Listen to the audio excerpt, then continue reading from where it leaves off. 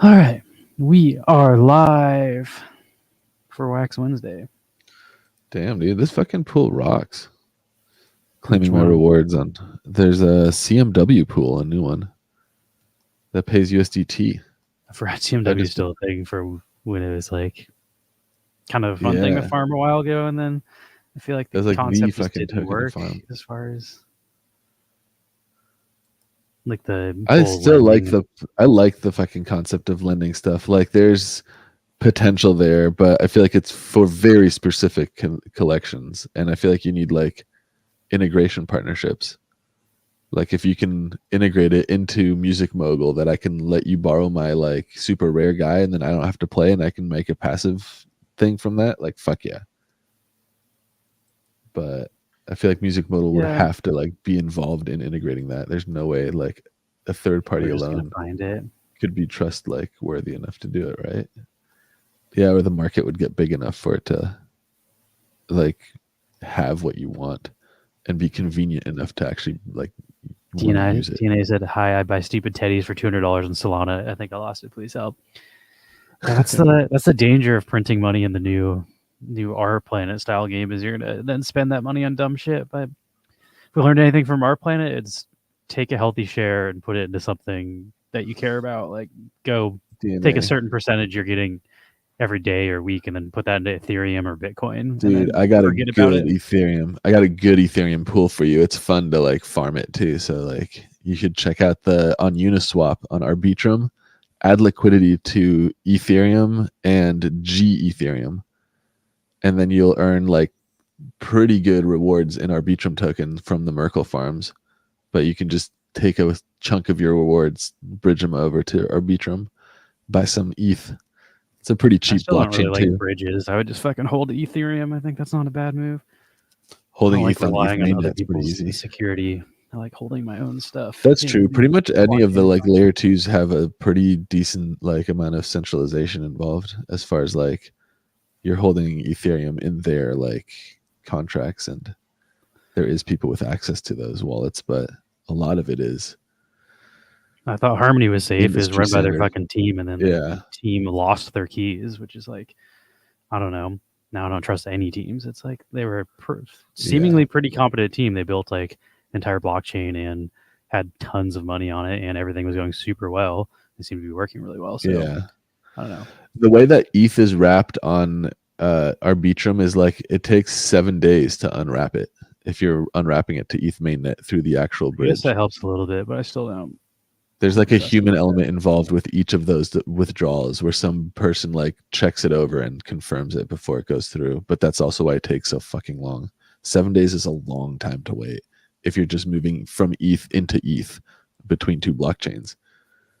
Yeah, we're gonna talk about this. I'm gonna play this music video before we get too sucked into crypto stuff. It is Wax Wednesday, but I had a new music video drop this last Friday that I edited and produced the music for, so I wanted to play that. So if anybody is catching the replay of this, because there's not really anybody watching right now, it takes a while for people to file in. But to anybody watching the replay, check this out. It's on YouTube. Here's the link. But also, the YouTube will link you to our Spotify, and it's streaming on Deezer. If anybody uses Deezer, like Pandora, iHeartRadio, like every friggin' there's like 15 streaming services, like 7 of which I've never even heard of. I'm like, this sounds sketchy, but if anybody's using it, check it out. Pretty much anywhere. Check it out on Napster. Funny thing is Yeah, Napster is actually still a thing. Random King wants to make sure he said he did. Your comments came through earlier. Random King. Yeah, that's what I was thinking too. When Max is like, I have this thing you should jump into, and then it's just like super complicated. It's like, I feel like for the sake of simplicity, just if you're earning money from a shitcoin, move some of that shitcoin into a blue token. Like don't reinvest it. Also, not financial Probably. advice, but we learned the hard way. We reinvested all of our Planet earnings into Yeah. other Ponzi's on Wax, then almost every other one of them collapsed. Like there's There like was a time the height of that market where I was able to pull like 1 Ethereum per day out of my mining that's from what I'm saying our though. If you planet, and do I that, you didn't. should at least pull a portion of it into Ethereum and not dump Yeah. it all back into profile pictures and stuff in Solana, because that's basically gambling And like you might win some of those gambles because that's how like these Ponzi shitcoin things work.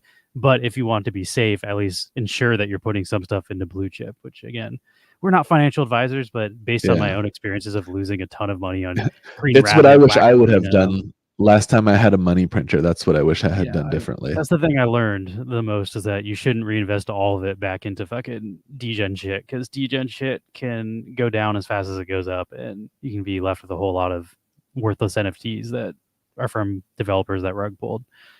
But anyway, let's get into this music video. This will be 2 minutes. And then, that's enough non-financial advice. I mean, we're going to get a lot back into more non-financial advice right after this, but I don't want to derail the stream too much. I wanted to get this music out of the way up top. Here we go. This might be on the Gyrating Hips featuring Dr. Television. The song's called Faces/Face It. And I made this video in Final Cut.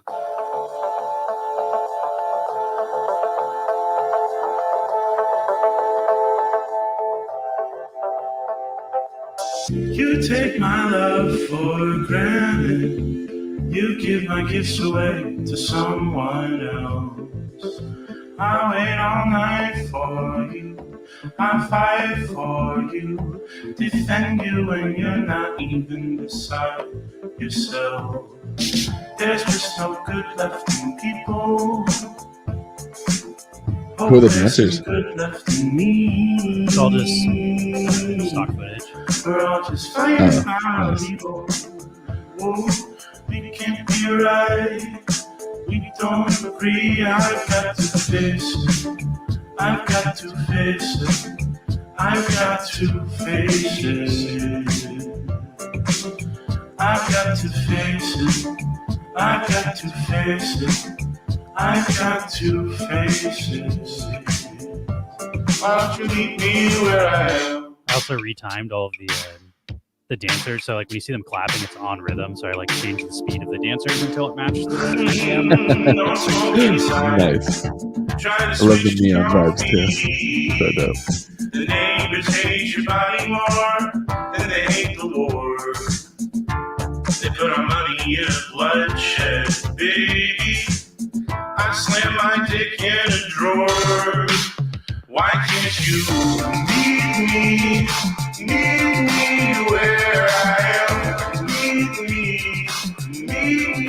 where I am. Meet me where I am. Meet me. Oh, I've got to face it. I've got to face it. I've got to face it. I've got to face it. I've got to face it. I've got to face it. I've got to face it. Oh yeah.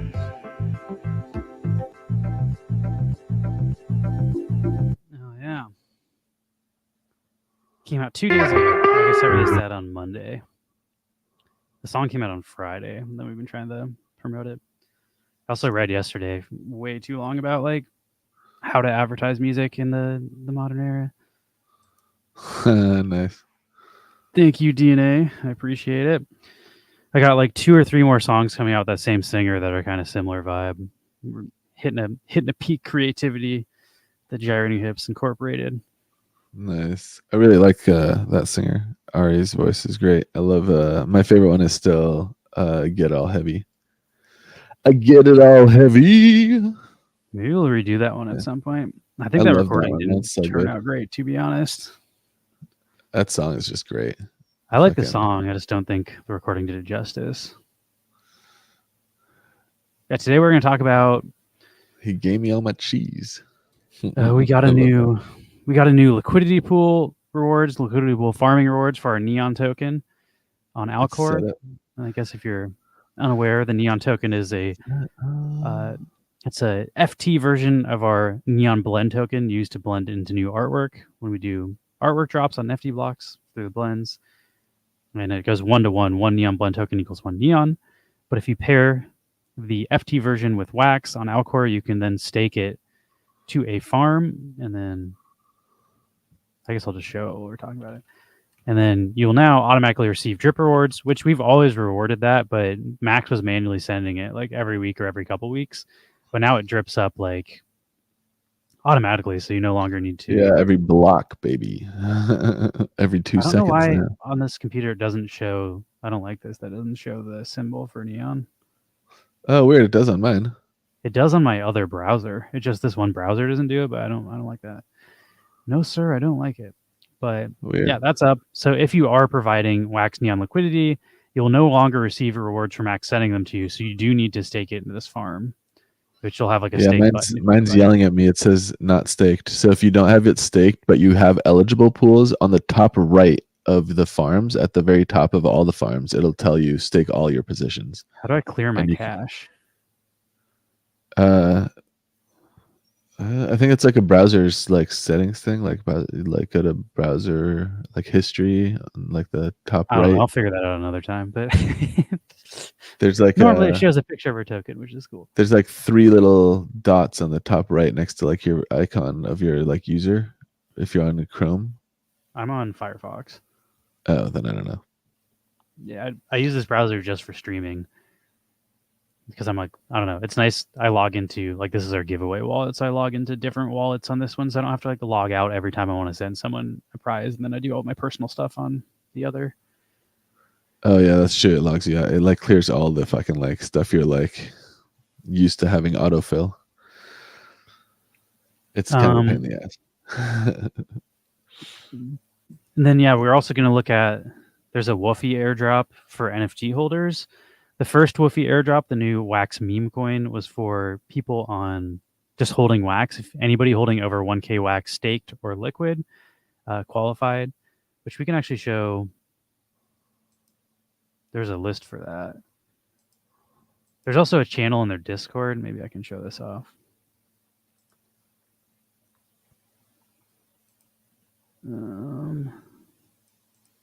Checker.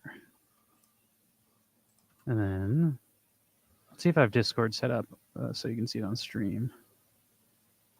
I think I do. Can you see this?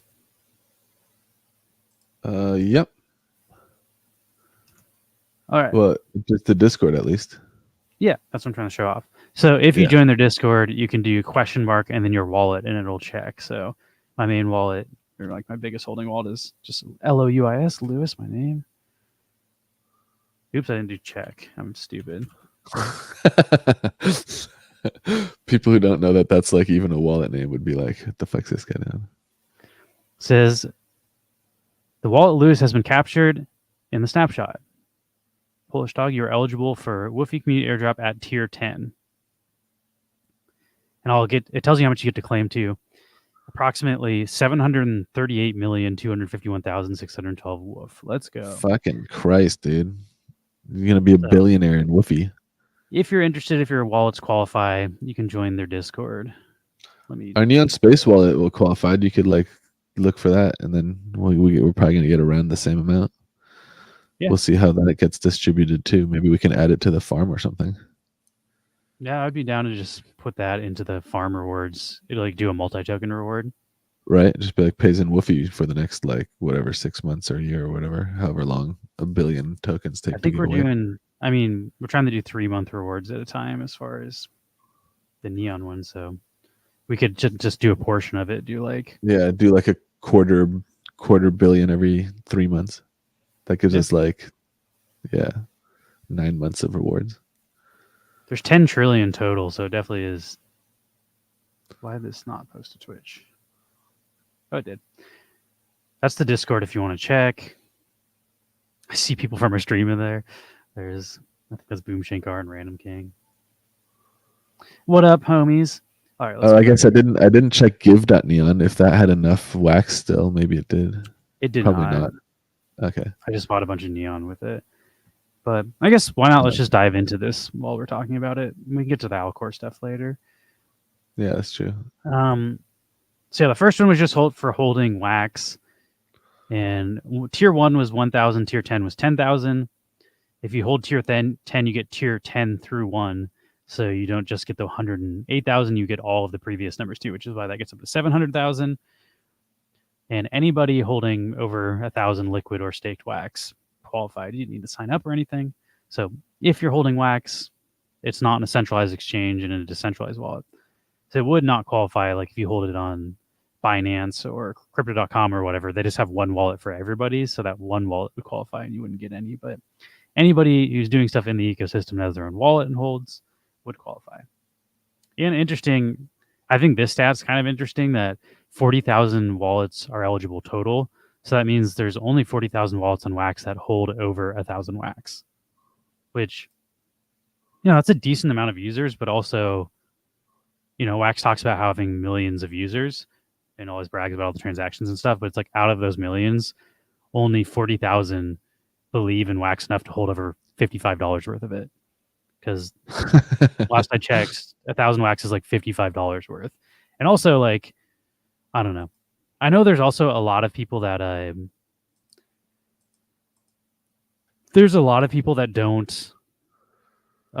hold Wax really. Like, I know there's like a lot of Funko collectors that the second they get their Wax, they're buying Funkos with it. Like, they are on Wax and they are participating, and they don't, like, if you're not playing click farm games, you don't need to stake 1,000 Wax, like, unless you're doing it as an investment or whatever. But like, if you're just trading a couple Funkos a day, like, you're not running out of CPU to need to stake a bunch.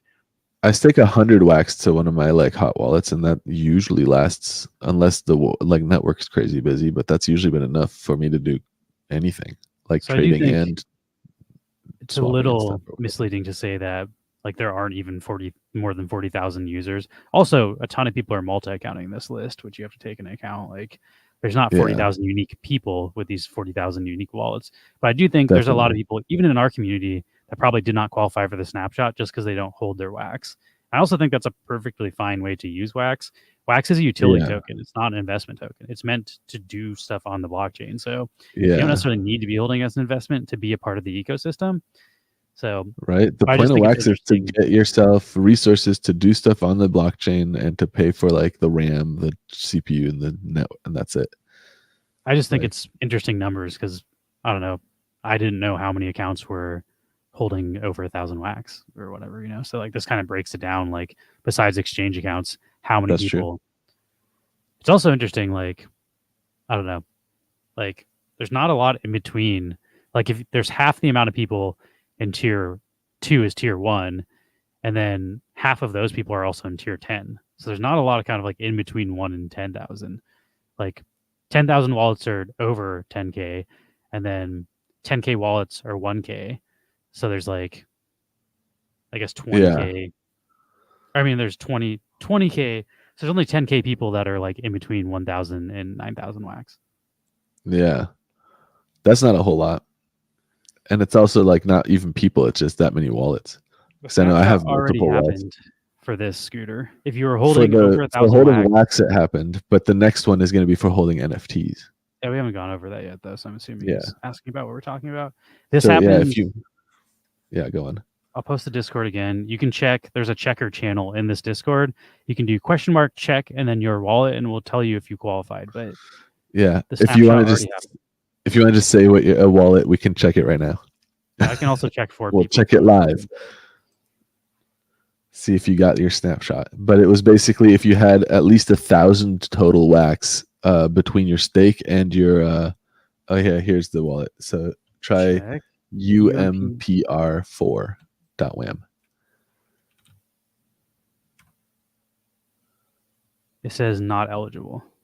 Did I type it right? Oh, damn. So you must have been under 1,000 Wax at the time. Yeah, it has to be 1,000 Wax between your liquid Wax and your staked Wax. It would have to have been 1,000. But I guess that leads us to our next part of this is that there will be another snapshot. So switch over to web. So you could qualify for the next one. It seems like I have some of the NFTs just in my current wallet from the top 20 collections. So like Music Mogul, I think, is on there. I think that's Novo also subject to change. top 20 collections during the snapshot. Yeah. Thank you for the subscription, Hamster. Hey, 20 months. That's almost fucking 2 years. Yeah, coming up on 2 years. Shout out to the Yam Man. What up, Yamster? The best barbecuer in Neon Space. I'll give him that title. Yeah. I still dream about that chicken. Right. Still crave that smoked chicken flavor. That chicken was so good. I don't That know was really how. I fucking mean, I good. guess just smoke was like, I don't know how you get it so smoky. Like that shit was. Every It time I was opened the really bag, it was good. like a The waft of good. leftovers were really good too. Like it still was good like days later. All right. But yeah, the next drop, which you might be able to qualify for Scooter, is the NFT community airdrop. I'll just read some of this. We're barking with joy to see the wolf pack growing by the day. Your incredible response has been overwhelming with thousands of new members, numerous projects ready to integrate WUFF into their gaming and community platforms. It's clear that everyone is excited to fetch new possibilities and adventures with WUFFI. And it says NFT airdrop, a new way to reward the pack. Get set for a treat on February 23rd at 4 p.m. Pacific Standard Time. We're setting out to reward 5% of the WUFF token supply to those in the WUFF pack who hold NFTs from the top 20 collections on Wax. So Okay. the important numbers here is 5% of the total supply will be 5 trillion because it's 100 trillion. So each percent is 1 trillion. And they did 10% for holding the token. So this is half of what people got for holding Wax. And also, it's probably going to be way less wallets as far as like, I don't know, hard to say. Yeah, we'll see. It sounds like it's also like split along individual NFTs. I don't know if it's going to take like rarity into account. I think it's based on price of the NFT, but I'll read. Oh, is it? Okay. Yeah, we'll check it out. Yeah, we will look at it the was. top NFT collections on Max market cap over. It'll be over 7 days, right? Or is it 14 days? I don't know. Let me keep reading. The airdrop is our way of mixing up the fun, giving a nod to the NFT scene on the Wax blockchain, and saying thanks to those who are passionate about digital collectibles as they are about WUFFI. Rewards scale with your NFT count in these collections. Okay, so I guess it's the number of NFTs. Those in the WUFF pack who hold NFTs from the top 20 collections by 7-day volume at the exact time of our February 23rd snapshot in their wallet. 7-day volume. There it is. So 7-day snapshot hasn't even started yet as far as it'll be the... yeah, the volume period isn't even open. So people wash trading right now are fucking just like stupid. I don't think they're wash trading for this though. Like I think what's happening with those, I mean, we can look at it, but what's happening with those wallets, so those are people buying Wax through Banksa where they list an NFT from a collection nobody wants to buy, and then they buy it. There's like a 0% collection fee on it. And now, especially because there's no market fee or there's like no tokenomic fees, they can pretty easily like just take a small hit. But like if you buy it with Banksa, you basically just use a credit card to buy Wax because you're sending yourself Wax for your own NFT. So I think it's more of a way for them to get Wax into the ecosystem than it is the game is. I see. But that's also speculation. I can't speak of the motivations of those people, but that's like an interesting workaround. Yeah. Okay. I don't think it's them trying to do this because it was happening before this article was announced. Okay. That makes sense. So live leaderboard. Here's the live leaderboard. Oh, I guess this doesn't start yet. It starts on February 16th, so that's when it'll matter. But we can just look at it.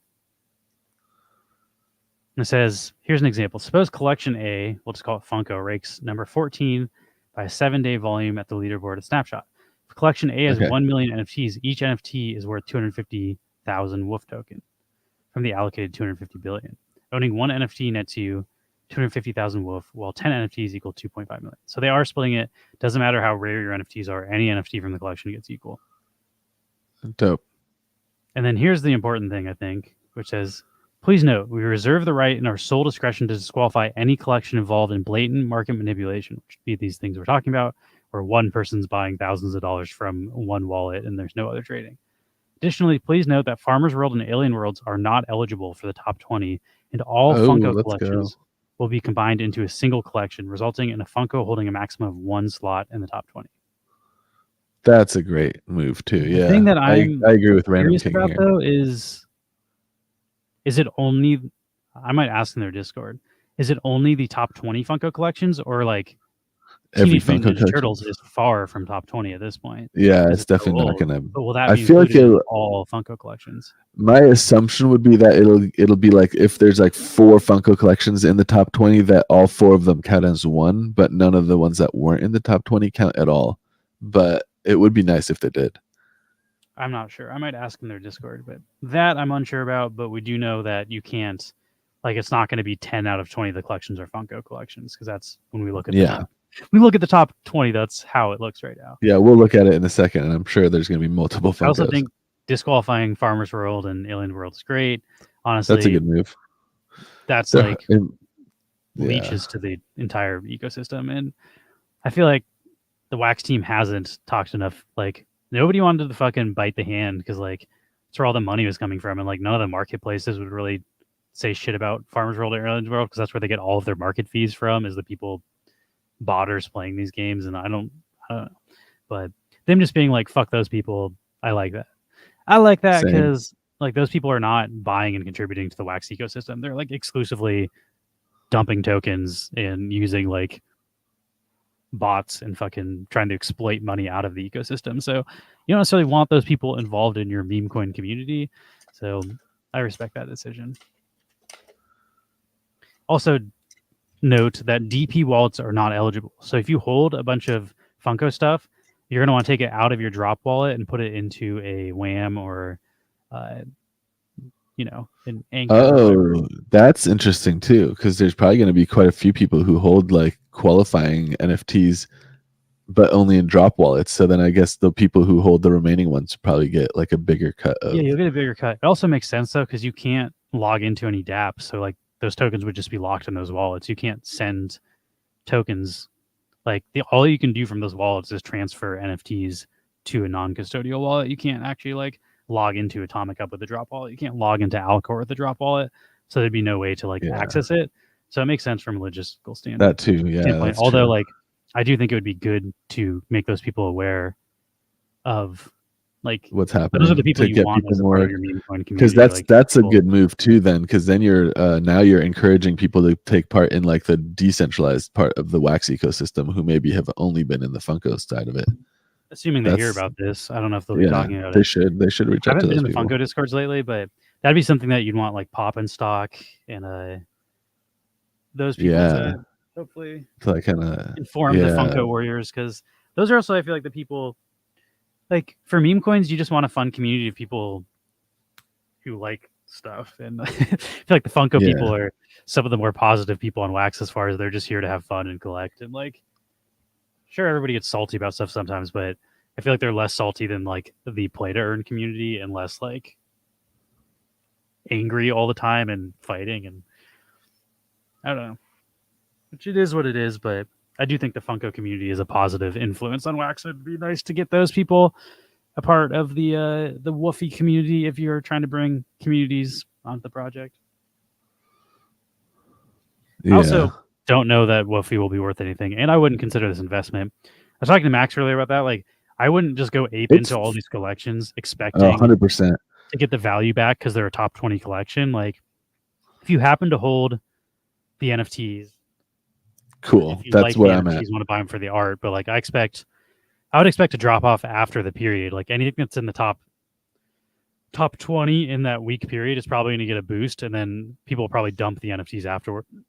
People are like right after the snapshot are probably going to dump for less than they bought or whatever. So like I don't know. I wouldn't expect them to maintain value, and I also wouldn't expect the airdrop to be worth what you would lose in the value of selling it after the snapshot. So I wouldn't buy stuff just to get the WUFF drop.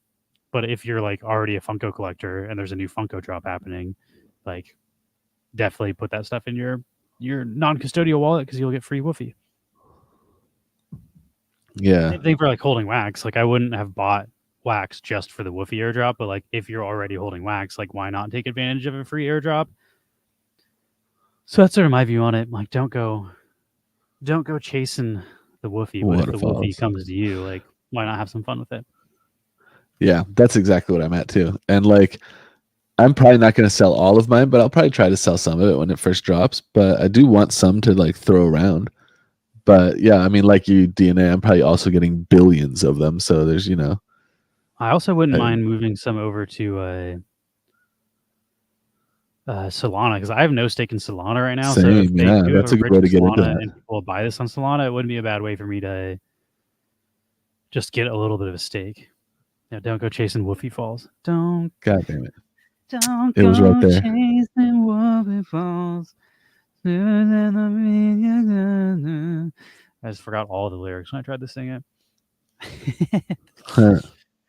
First time I tried to sing it to, I tried to sing the Paul McCartney one, which is totally different. It's like, don't go chasing waterfall. Oh yeah. So I mixed that one up with the fucking TLC, and I was like, yeah, this is just it's coming out of my mouth before I fucking thought about it. All right, here we go. Next paragraph. Expanding beyond wax. Solana's turn coming up. What a good segue from what we're talking about. While our current focus is on the Wax blockchain, excitement is brewing for our next move with Solana. We're in the process of finalizing the details for Solana's plan, aiming to broaden the reach of the WUFFI across multiple blockchains. To make this a reality, WUFFI will be leveraging Wax's multi-chain bridge, enabling a seamless expansion to other networks like Solana.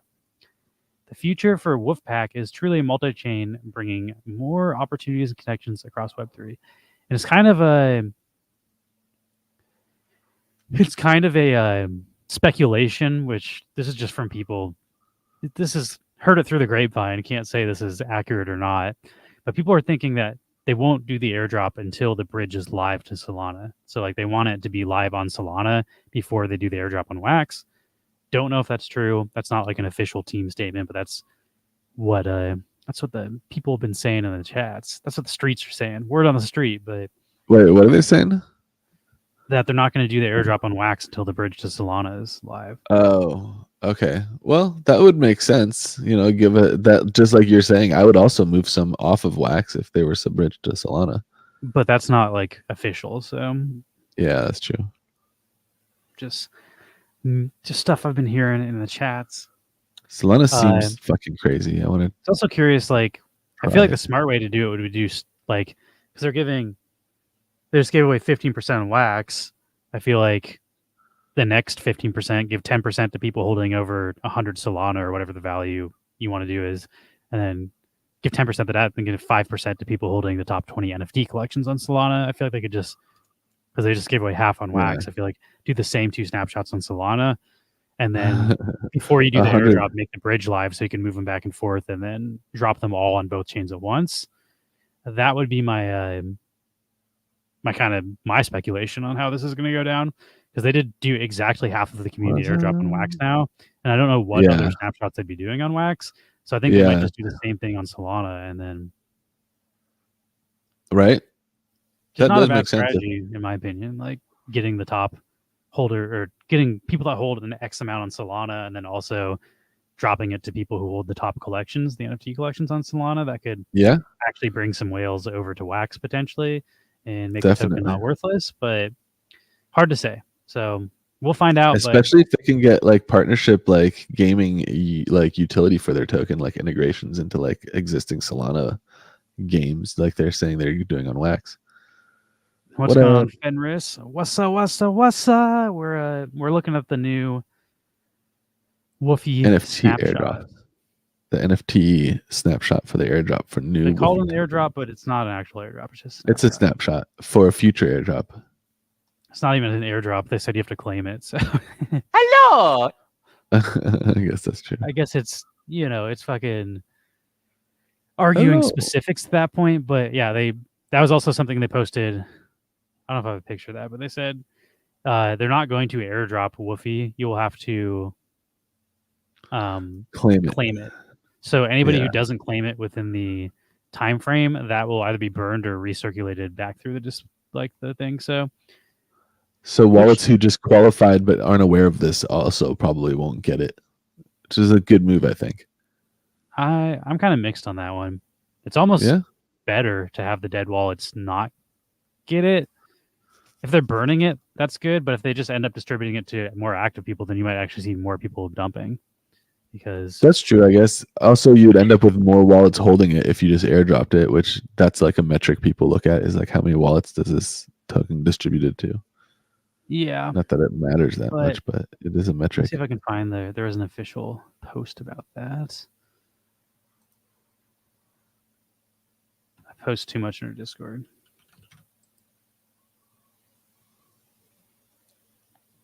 I don't know if I posted the picture in our Discord, but the official WUFFI, like whoever is like Sir Woof or whatever, was the one that yeah, I remember seeing the picture in the Discord. Yeah, the moderator. So that's pretty official. Which, yeah, I don't know. Mixed feelings on that. I hope they burn. Like, if they burnt the supply that wasn't claimed, I think that would be That the would best be case great. scenario. I think that's better than like just redistributing it to people that'll just dump it potentially. But I don't know. Yeah, burn it. Either burn it or add it to the LP rewards so that the rewards are higher, and that can Yeah, also that help wouldn't be a pump the bad token. usage of the percentages either. I But guess it don't just just give depends on it to what they do people. with the non-claimed ones. But there's no Yeah. date for how and when you claim it. But we're just talking about speculation from that I'm speculating is that they're going to do snapshots on Solana, and then after the snapshot on Solana, then there'll be a dual claim on both blockchains. But that's totally speculative. They haven't announced any snapshots on Solana, and they haven't announced when you'll claim it. But that's my guess. No, I haven't seen that video. I saw people posting it and saying that like he was like avoiding talking about Wax almost, like he seemed like he didn't want to talk about Wax, but I didn't watch it, so maybe we can check that out Really? after this. But What video is this? Just William Quigley doing some sort of interview. He pretty rarely talks about Wax at this point, to be honest. We've been talking about that in the unofficial Wax chat where it's like, yeah, it's weird to have like the head of your company not talking about the company.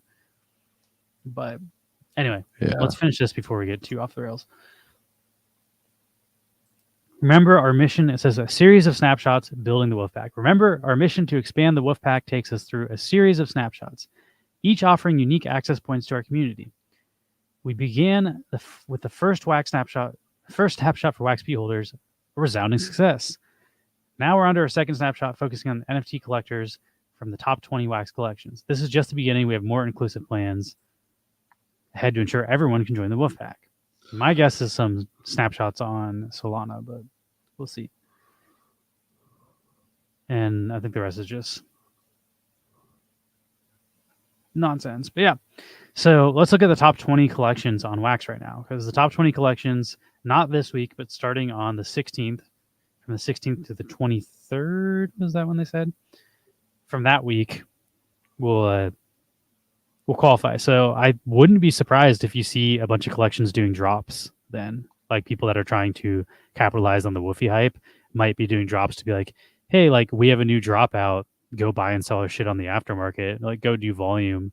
I think actually drop sales should count towards this. So maybe people, yeah, we're gonna try to hype their collections. Oh, that's kind of cool. We can look at some Solana PFP collections if you want to post them in our Discord. I'm happy to look at them. Yeah, so right now the top collection is Alien Worlds in 7 days, but that will be disqualified. Let's just pretend the snapshot was happening like today and we'd say who'd qualify. Alien Worlds does not qualify. Harry Potter Funko, put that in the Funko book. Is all that's Funko one of the Funkos that's going to be getting airdropped at least. Dungeon items, that would be Wombat Dungeon. They would qualify. I think they qualify, yeah. Fantastic Plastic, also Funko. So put that in with 2, but we have 2 collections. Funko Halloween, also Funko. This one is one of those 3. ones I was trying to talk about. That'd still be 2. Oh yeah, so far that's all. Yeah, 3 of them are splitting one position is what I meant. Max is kind of blocking it, but if you look at Dragon Sun, I'll just scroll down more so people can see it. Dragon Sun has done 8,000 volume, $8,000 in volume in the last 7 days, and they have 1 buyer and 1 seller. So this is clearly someone disqualified. Yeah, they will be disqualified, but I think it's I think this is pretty clearly someone trying to use. I mean, we could just go look at the collection. Like, why not do a little bit do your own research? But I bet this person's buying with it's not Zelle. What the fuck is the thing called where you buy Banksa? I bet they're using the Banksa wallet to just put money into Wax, is my guess. But we can literally go, it's a blockchain. You don't have to speculate. You can see. Yeah, exactly. We can just see what's happening on chain. Dragon, what the fuck? Because it's a public ledger. Check the ledger. Is it because I can't see?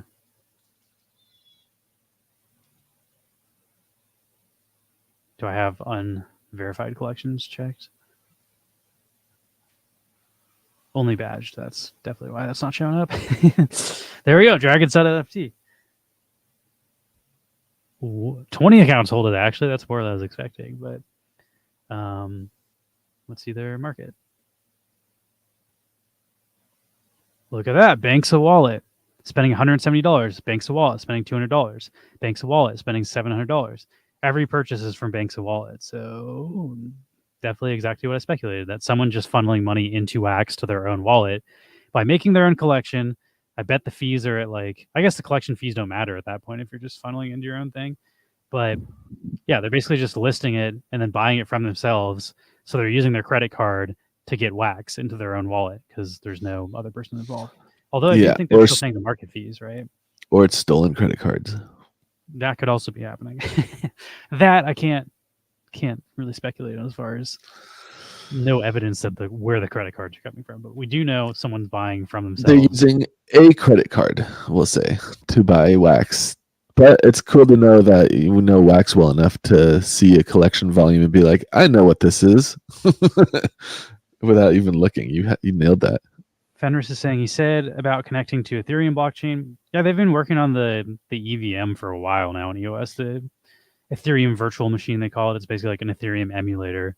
And then once it works on Antelope, EOS, should work on Wax too. But they've been working on that for a while. I also think that would be cool if it works, but I don't know, I don't know if Wax being an Ethereum layer 2 is really it. As far as there's already so many layer 2s on Ethereum that offer more than Wax. I don't know why Wax would suddenly take market share in a layer 2 of Ethereum. Yeah, but if I had a deployment of Uniswap on Ethereum or on Wax, and I could do yield farming on Uniswap with that type of volume, I'd be interested. But yeah, but the issue is liquidity and the volume, not the fact. Yeah, it's about liquidity and volume. Exactly. It's not about. And you can already bridge over those assets, so people could be doing that on Alcor. That already exists. Just having an EVM isn't going to make the liquidity come over. And there's already I have been doing that more and more actually on Alcor since the liquidity for Wax USDT has gotten so high. You can actually farm pretty substantial rewards with I'm just saying building it doesn't necessarily mean it's suddenly going to be a huge ether layer 2, which it could. It's not a bad thing. I think the more interesting thing for that is that you can copy paste apps from Ethereum. So exactly, that's what I was gonna say. You can deploy code that's been but I don't you can deploy audited code. I don't think Wax is shining in DeFi. As far as there's so many why would you come to Wax over Arbitrum? I guess is my point. And there's not money here to attract the money that you need to, I don't know, it's all about liquidity and money, and we don't have that. So I think what Wax really shines at is the gaming and the NFT side of stuff. Personally, I think that's sort of where Wax is unique, but the atomic standard's better than any other NFT standard. Whereas still us making a DeFi protocol that exists already in Ethereum isn't necessarily better than it, so we'll see. It's definitely good news. I'm not saying it's bad news. I'm just saying just because that exists doesn't mean we're suddenly going to become the DeFi kings, because there's so much fucking competition in DeFi, and we don't have the thing that everybody's looking for, which is the liquidity to begin with. So if you can't functionally trade shit, then who cares how cheap the fees are if there's no liquidity? A big part of how what's it called, Arbitrum attracts liquidity is they just pay for it. They're giving out so fucking much of those rewards in ARB token, and then pumping the price of the ARB token as well. I don't know. That's what people have been saying in the Wax unofficial, is that they should be using the Wax that they're using in Wax Labs. You gotta pay. That would make me move my liquidity if there was a better opportunity to make money. But at the end of the day, when the opportunity on Arbitrum ends, I'm also moving back to Ethereum mainnet or something else. That's the audience that Wax is trying to attract in the first place anyway, because our whole thing is king of NFTs, best chain for NFT gaming and collectibles, and getting a bunch of people interested in DeFi isn't even the same audience for that. So I don't even know if that is the best use of the funds from the Wax team. And I'd argue they should use that funds to be getting more partners like Funko, because that's saving the entire chain. Whereas unless you're just going to continuously dump money into DeFi, those people are just going to fuck off once the rewards go away. Exactly. So, DeFi is a mercenary game. I get paid for my liquidity. I go where the fucking paycheck is best. Full stop. I don't care what chain it is, as long as it's one of these open chains. Who cares? I think the bigger deal is there's more devs that know how to build on the EVM. So that's a big deal. Know how to. If you are building games, the games people are building for Ethereum, they could then bring over the Wax. So we could go scalp like go fucking steal Yeah. developers that are like, hey, like you're building this shit on this chain, like, and it keeps fucking breaking. How about you just paste that contract over here, and then you pay less as a developer because you don't have to pay like fees. Like That's a especially better. 'cause games should be like centralized to the point where, like, when you're playing NFL Rivals and stuff, they cover all the gas fees. You don't have to deal with the gas or any of the blockchain shit. That's all on the company that's doing the centralization shit. So there is an argument that it's like, hey, look, you're onboarding your own customers and you're just using Wax as a back end. It will be cheaper for you as a company because you can just stake Wax and you don't have to keep paying gas fees every time. So like you can run your whole centralized marketplace and all this shit based on like, a couple 100,000 staked Wax, and then you don't have to continuously pay gas fees. And like there is a selling point of why that's better than layer 2 Ethereum chains for companies that are doing centralized gaming stuff. So I do think it is. I think it's better, but I don't know. I don't see a realistic route to Wax becoming like a legitimate DeFi chain. Although, of course, I'd love to see it. I'm just trying to be realistic and play devil's advocate. Where people are like, oh yeah, like Ether layer 2, now we're gonna get all that shit. It's like people aren't there for the gas fees; they're there for the fucking liquidity. Like people will pay. Yeah. Why there's so much more volume on Ether and it has shit liquidity is because that's where all the fucking liquidity. I mean, it's shit gas fees, but it still has the most trading volume and stuff. Is because the liquidity is there. Like because you can move $30 million in a single trade on Ethereum mainnet. Like you can't do that on most layer 2s.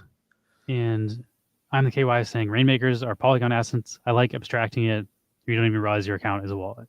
That's how it should be, and that's what I'm saying. Like the user shouldn't know what blockchain they're on anyway, so it shouldn't fucking matter to the user.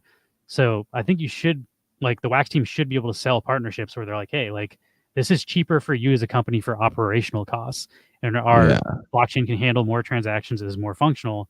So I think in that sense, what they can't do is be like, hey, we're a high market cap token, and just by launching on our chain, you're going to get X amount of dollars. Whereas like if you do launch a collection on Polygon, there's a bunch of fucking crypto bro hype over there, and you will make more money, which is why Wax is having a hard time like attracting the partners, because the partners want a cash grab. Like the partners want the most money they can get. So if they can get the crypto bros to fucking kickstart their shit, they're going to go there. So to Wax, but there are some companies that aren't going after the crypto bro hype, and they're going after like a Web 2 market and just have a Web 3 backend. I think those are the companies that Wax, which is easier said than done. Like, yeah, just go fucking onboard DraftKings. That's all you need to do. Like, that's not easy to do. But I do think they are in a position where they can sell that as a viable option, especially if it's especially if there's an EVM, because there's going to be shit launched on like Polygon.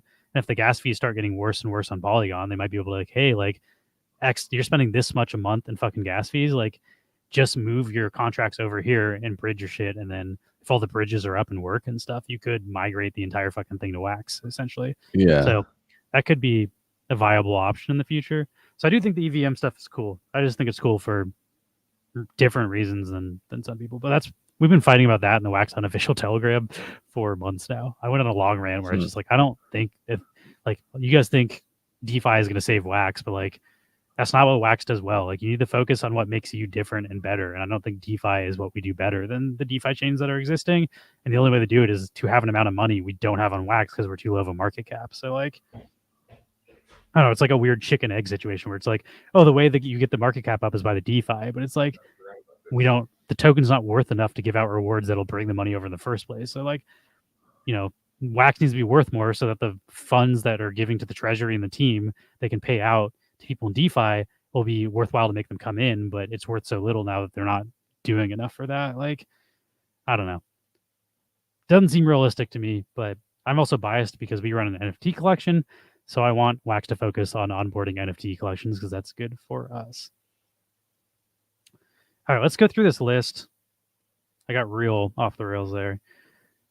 I want to count how many collections. Okay, so we got Funko and Dungeon items are the only collections out of the first 6. So we got 2 Skunky Chunks. They're legitimate. They're Wax. There you go. Yep, that's one. That's 6. So 3. I think I own a couple of Skunky Chunks. So there you go. I might get a couple wolves just for that. Our giveaway wallet does as well. Nice. Let's go. Battle Miners, that is 4. And this I got a couple of those. For those who missed what we were talking about originally because it's such a long rant. Those who joined the rant. The top 20 collections on Wax during a given period will get a WUFF airdrop for the next 5% of the WUFFI tokens. So we're looking at, if the drop were happening today, what are the top 20 collections? So this is not what will actually be the top 20 collections, but we're just doing like a thought experiment. And all of the Funko collections are combined into one, and Alien Worlds and Farmers World are discounted. So we're at number 8, which is NFT Battle Miners, which would be the 4th collection because everything else is Funko or disqualified. Back to the Future, that's number 9, so that doesn't count. Music Mogul, that would be the 5th collection. Taco would be the 6th collection. Farmers World disqualified. Another Funko. Dunk Savor is the exact same person who's doing the thing for Dragon Sun. Okay, no, disqualified. One wallet, one buyer and seller disqualified. Another Funko. Realm would be 7. Novo Pinjay would be 8. Yeah, I got some of those. You know, Spin a World that's like a fucking gambling site, so I guess it's. They just have such low numbers, like. Yeah, I don't know. Buyers and sellers. I guess that's. I don't know. That's as legit. It's a little sus to me. I would be like, this is sus, but. I mean, if you just look at Skunky Chunks is 150 sellers, 200 buyers, 2,000 sales. Spin a World has 32, 43, and 165 sales. So it's like a lot of money coming through very few accounts, which I think is sus. Okay. Our planet's disqualified. We'll count them, right? So I think that was 9. I would count them. It's a little sus, but I would think, let's say 9. It's not obvious market manipulation. I'll say that much. Our planet would be 10. Our planet's disqualified. Our planet's not counting, is it? I thought it was like Our Planet, Farmers World, Alien World. It just says Farmers World and Alien World. Oh, okay. Somebody in our chat said Our Planet, but I did not see that. Okay, then we'll call it Our Planet's 10. I didn't see that as canon. It says Farmers World and Alien World's collections will not be eligible for the top 20. All Funko collections will be treated as one. Drop wallets do not count. NFTs must be in your wallet. Staking platforms are not supported. Burned assets do not count. It doesn't say anything about Our Planet. So Our Planet's 10. So 10 out of the top 20 are qualifying and 10 are disqualified. Okay. Tops. That's fucking crazy, dude. Top Series 1 baseball is still a top. Jesus Christ. Top collection. So that I'm pretty sure you and Lance have a bunch of these still, so there you'll get some WUFFIs for those. I don't think I still have a bunch of these. Lance probably does, though. I don't know if he sold them. So that's 11 for me. Your dad's wallet might get some. That's true. My dad holds these. 2 more Funko. Don't count. Cogs would be 12. Machiavellic, I've never heard of, but we'll just count it. We'll count Wax it, Deer Jungle Club. That's 14. Castles NFT 15. It's pretty crazy. Like we're getting down to like $1,000 in 7 days. Like this is going to be potential to game for sure. Like if collections are actually going to try to do drops and like create hype around their stuff. Yeah, I feel like you can do $1,000 pretty easily. It might get competitive. Like we might see a bunch of people doing drops. I'm not even going to say we might. We will see a bunch of collections doing drops, trying to capitalize on people from Solana, trying to get into, okay, buy my shit, and then we're a top 20 collection, and you'll get more WUFFI, and then people might do that. Thrive on Mars would be 16, which I think is just Colonize Mars. They keep fucking changing their name. Yeah, right? That's the same symbol, at least. Nova Rally would be 17. Oh, let's go, dude. I got a bunch of Nova Rally fucking guys. Cosmic Clash would be 19, and Outlaw Troopers would be 20. Outlaw Troopers has done $700 in the last week. Pretty sad, to be honest, how low the volume is for like top 20 collections right now in Wax outside of Funko. $700 a week is not a lot. Like Crypto Monkey just missed.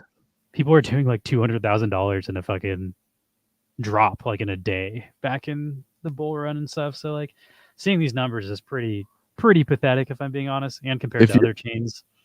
If you're a giant holder of crypto monkeys, like you might consider listing your very rare ones for a huge price and then buying it from a different wallet. I think a lot of these communities are like, I think there's going to be competition between these communities. I think we'll see more volume in NFT trading on Wax in that week than we have in a while. Especially not Funko's going to do what Funko does, but like the indie communities, I think are probably going to try the rally to qualify.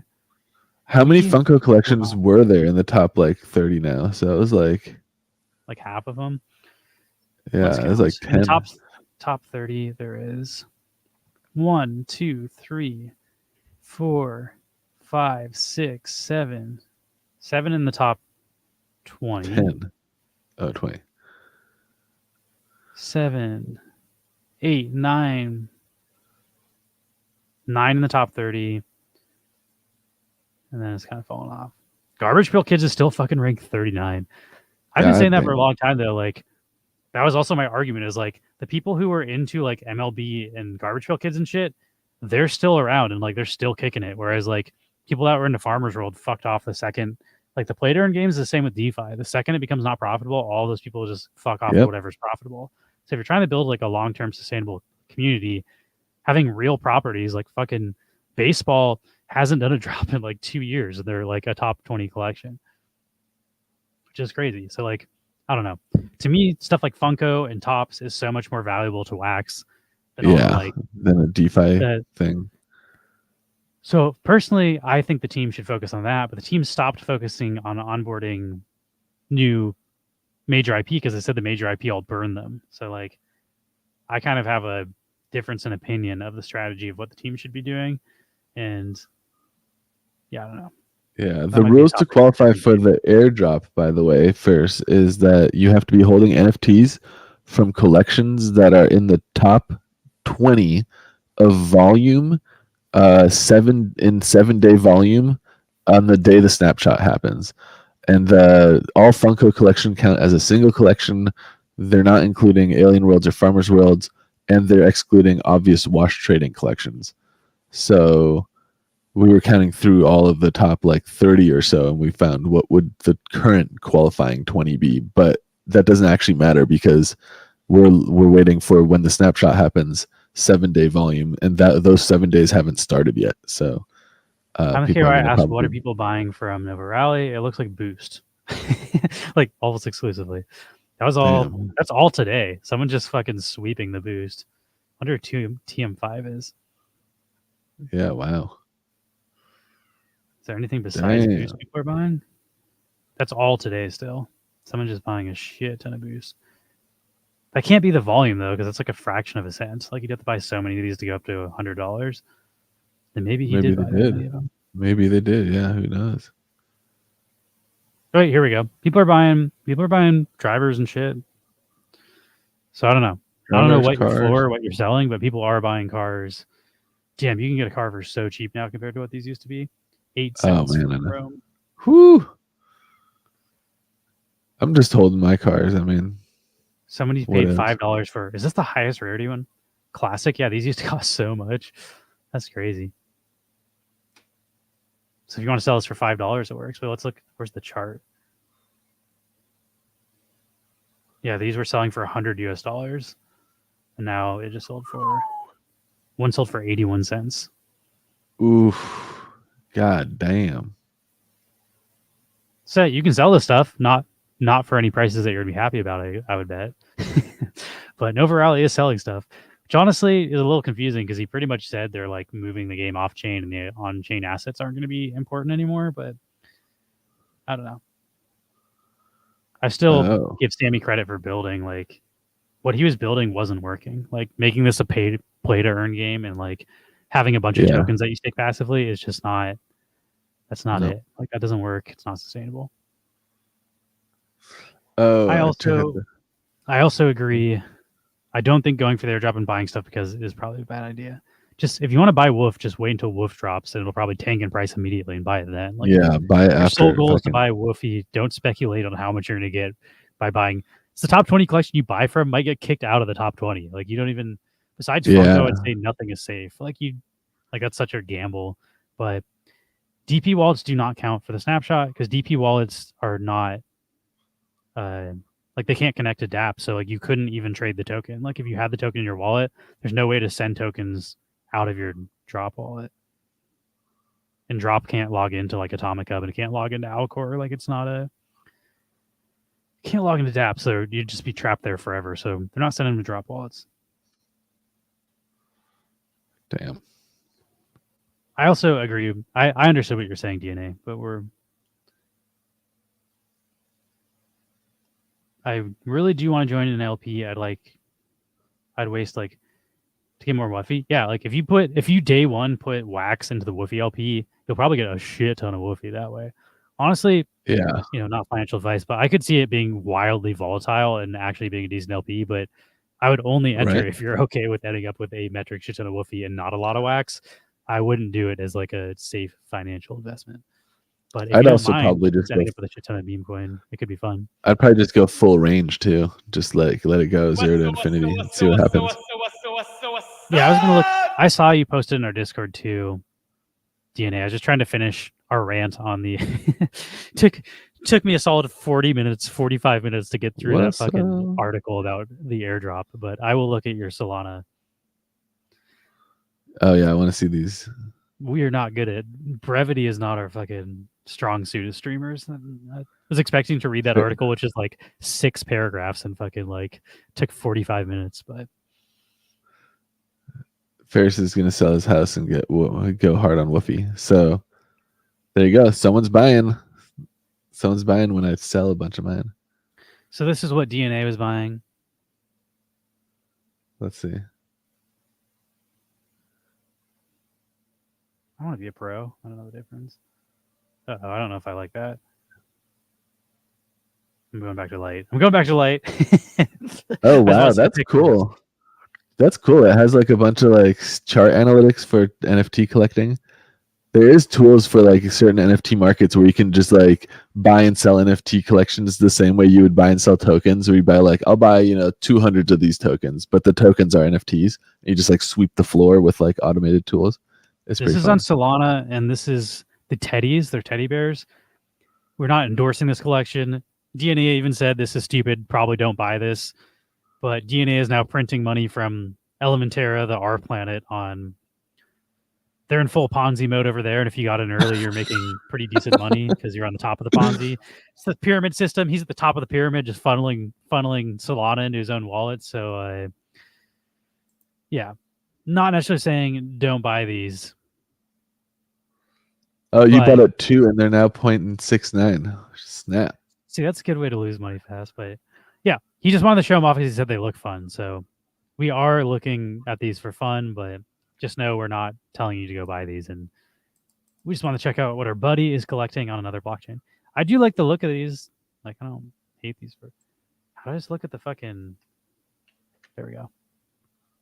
Like, I like the rainbow glasses with the clouds at the bottom. That's a nice look. I don't really like that he's all one tone, though. That his like skin is the same as the shirt. I'm not a fan of that. I kind of like that, actually, because it makes him stand out against all these other ones. Let's see what price... Or let's see rare to common. Oh, the hot dogs are the super rare ones are hot dogs. Got stoned eyes, too. That's smoking. Pretty good. He been blowing dro, bro. 5% royalty. This kind of reminds me of like Little Big Planet when you're like wearing costumes for some reason. Yeah. Like a high res version. That one's pretty fun. That's interesting. They're using nftstorage.link as their like IPFS. Yeah. These look pretty good in the high quality. Yeah. Not fucking $1,000 good though. I wouldn't. Yeah, I don't know if I'd spend like money on them, but if I had like a little bit of wax, or if I get some WUFFI and I bridge it over, sell it for tokens, I might, splurge. That's kind of sick.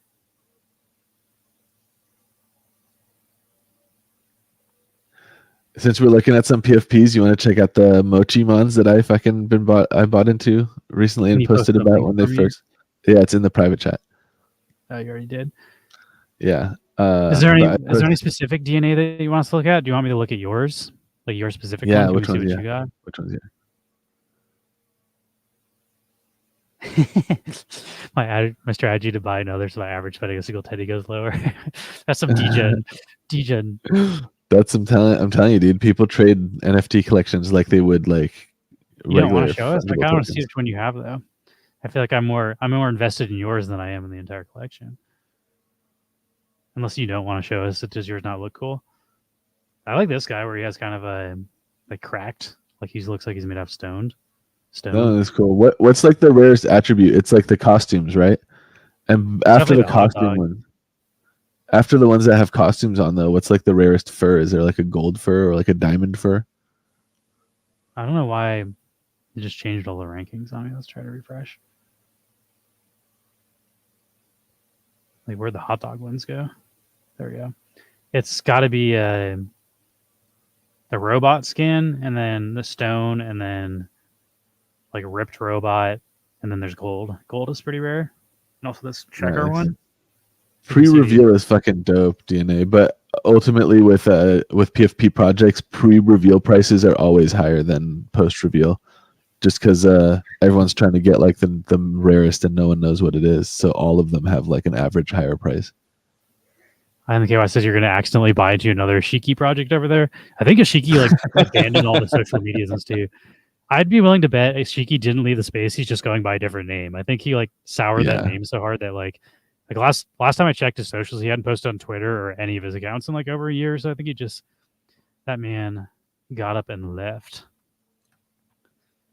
But scammers going to scam. I don't think those people necessarily abandon the space. They just abandon their identities and then pop up elsewhere. Oh, nice. Oh, these are the mochis. I got this one pre-reveal too. I posted about this in our Discord, and I was like, hey, everyone who wants to mint this, I think it's going to be wild. Is it possible to search by rarest? Yeah, I think you can like sort by like rarest or something. Can you not? I can see most favorited. Oh no, that's not quite the rarest. That one right there with the halo, that's the rarest one. 888 Ethereum. Yeah, that one's the like number one of 3,333 or whatever. There's offers on it. Oh yeah. Oh no, this collection moves like crazy. When I was posting about it in our Discord, they were selling for I think $120, which I was like, it's a lot, but I'm aping in. And now I think the floor price is like half an ETH, which is like $1,200 or something.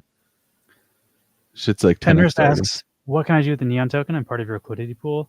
What up? That'll be the next thing we go over, because we were going to go over the new Alcor Farms, and then we haven't really talked about the Neon token economy, but Neon is exclusively used to buy new artwork from us.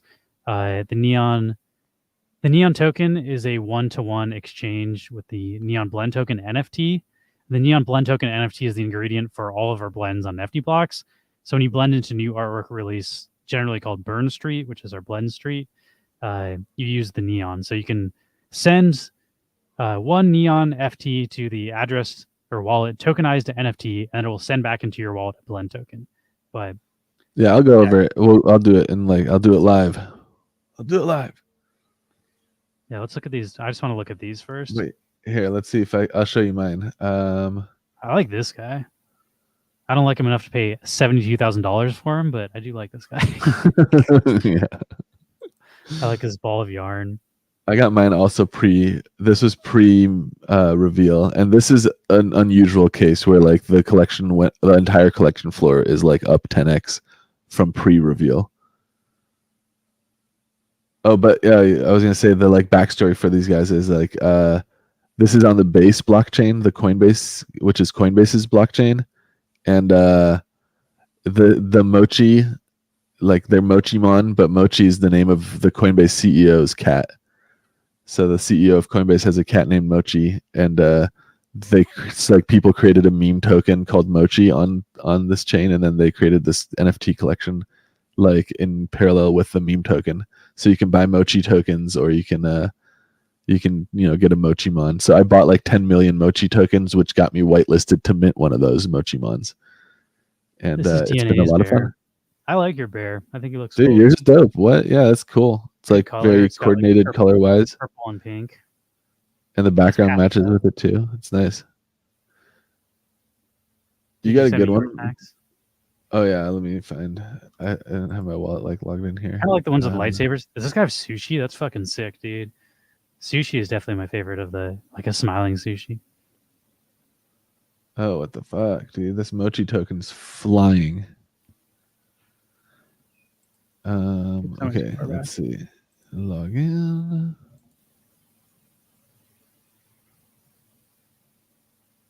That's kind of interesting. Support creators show listings which pay their creator the requested of 5% earnings. Oh yeah, you can choose not to. It's kind of interesting. Like it's like the suggested when you're buying an NFT, but the collection fees aren't like hardwired or whatever, hard coded into it.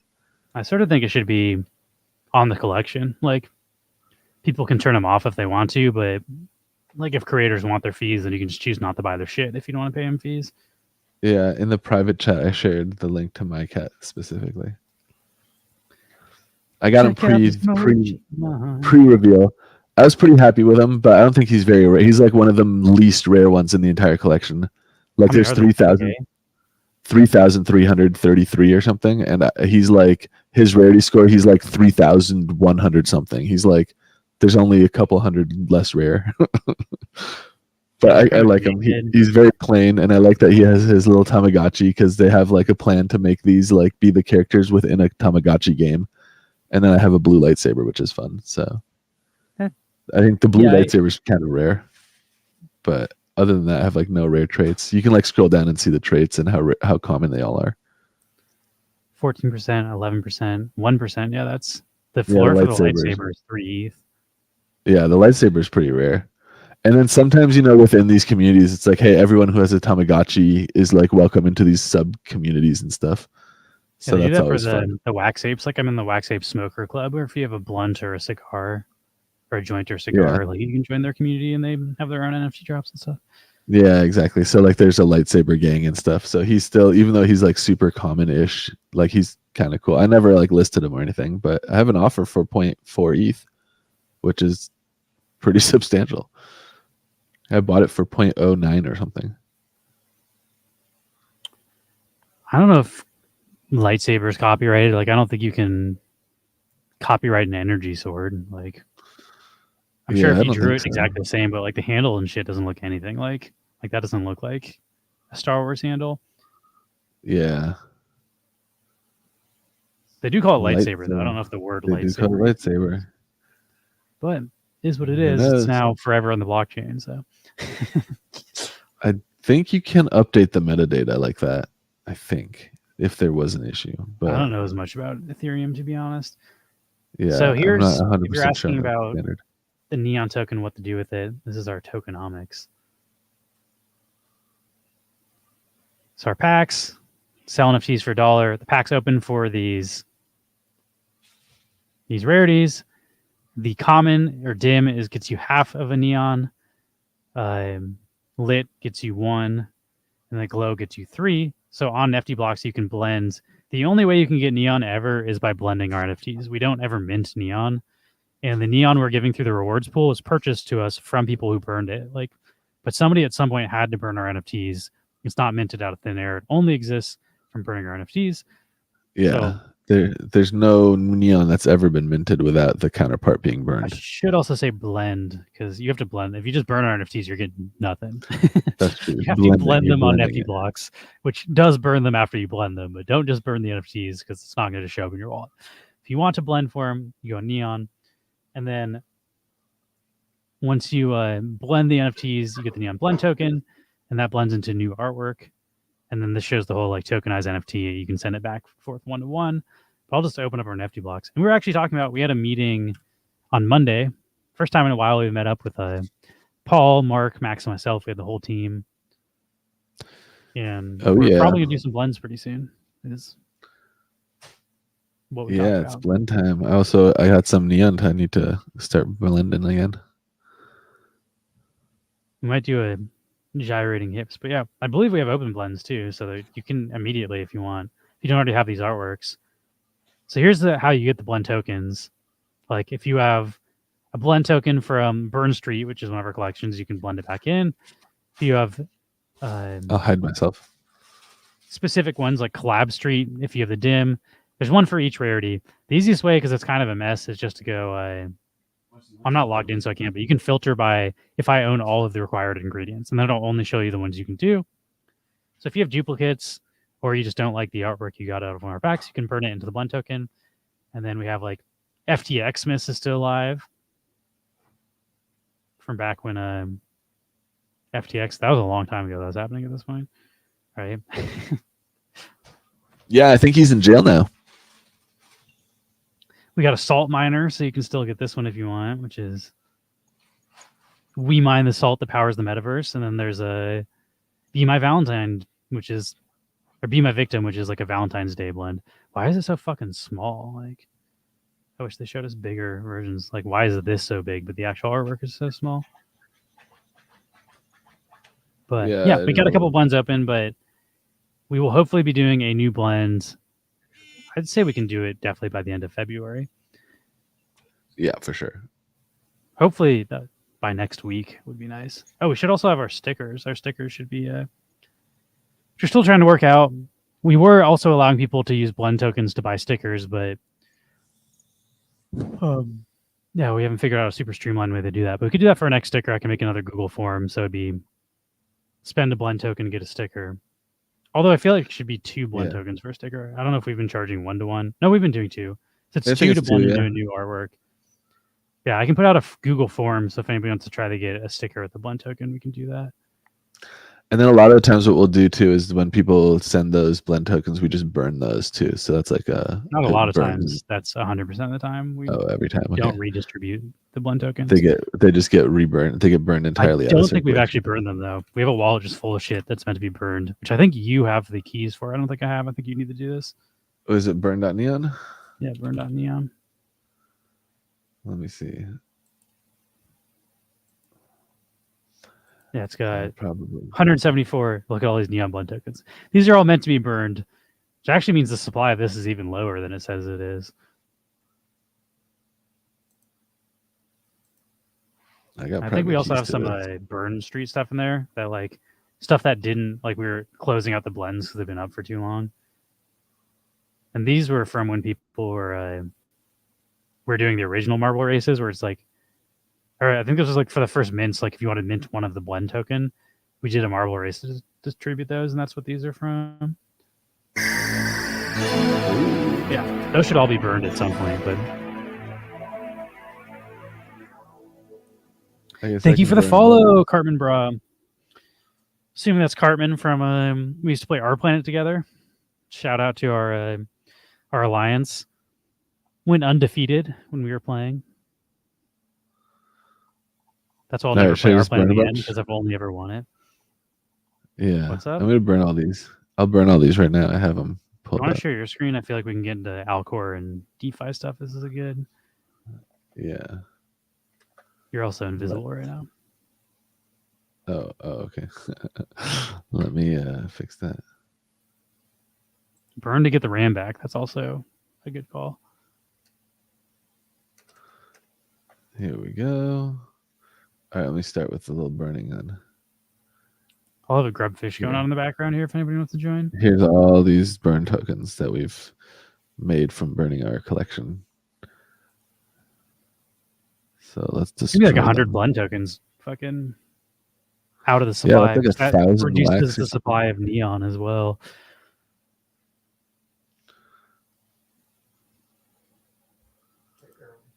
Thanks for joining us, Cartman. It's been a while. I hope everything's going well with you. Success. Burned a shit ton of these. Let's see. Not owned. Okay, now I need to refresh. Let's see what else is in this wallet. Oh, Wombat's telling me congrats. I got my Wombat ready to go. Okay, here we go. Reloading. Oh, more another batch. We'll go to burn. Burn, baby, burn. Damn, they're all blend tokens. Yeah. All different mint numbers, too. Fenris asking. Damn, 84. That's a low mint. We're on 9,000 already. Yeah. Fenris is asking, is there a way to see what projects a site it belongs to if you find a random token? I don't know if there is. Like, best way is to look at what contract minted the token. Should I burn these lits link too? to a website though. Yeah, not really. If you're the way we originally distributed the first 100 mints of the blend token was people sent them to that wallet so that we could like it was an RNG marble race. Right. But we didn't have like there was no blend contract for that, so people just sent the actual ingredients. And that was our original. Right. Damn. That's how long that wallet's been around. We're OG. Close this. Okay, they're all dead. Let's see how many more we got to burn in here. Leave me alone, Wombat. Yeah, we just went over the WUFFI the WUFFI NFT airdrop that took like way longer than it should have. Took that for an hour, but basically the TL didn't listen too long. Didn't listen is if you hold a top 20 NFT collection from February 16th to 23rd, those collections will receive 5% of the supply of WUFFI, and each NFT will be divided equally.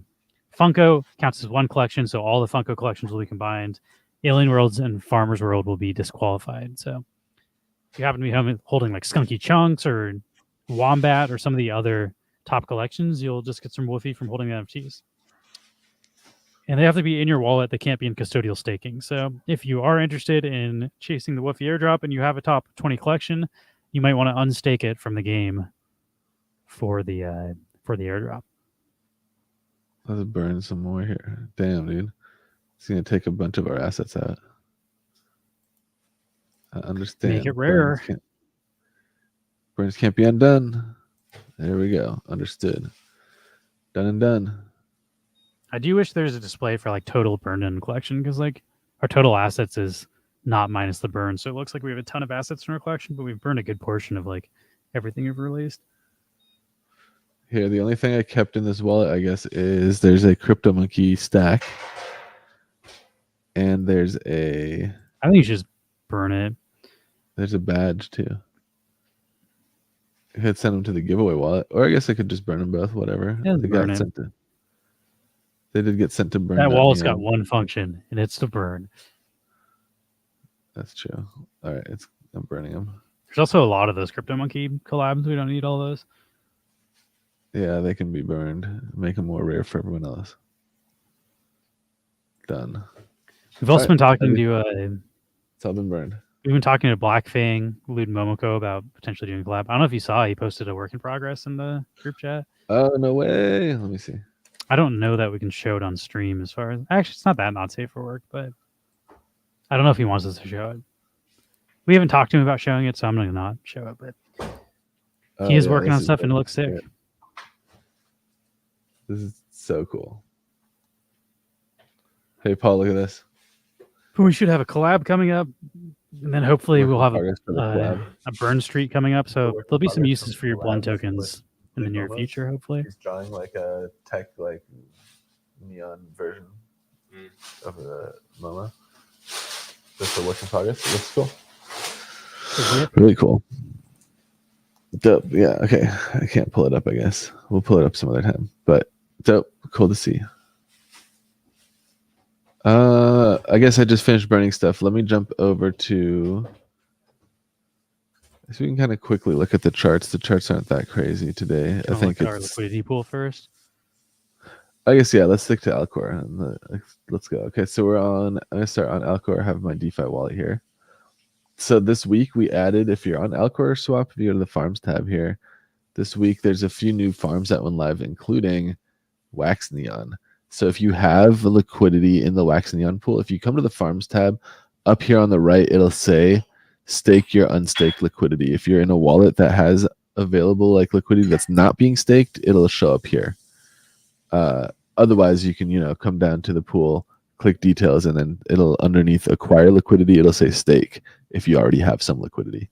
But you do need to do that if you want to start earning the rewards from the trickle like distribution from this. But that's pretty cool. Let's the other kind of pools that I saw that recently got like updated is Honey, 81 days now with an 80% APR. This one I really like. And then the other one is CMW is kind of back. They're making a 1% pool right now. CMW is a token from Credit Metaverse. It has pretty low mint caps. I think like 13 million total tokens.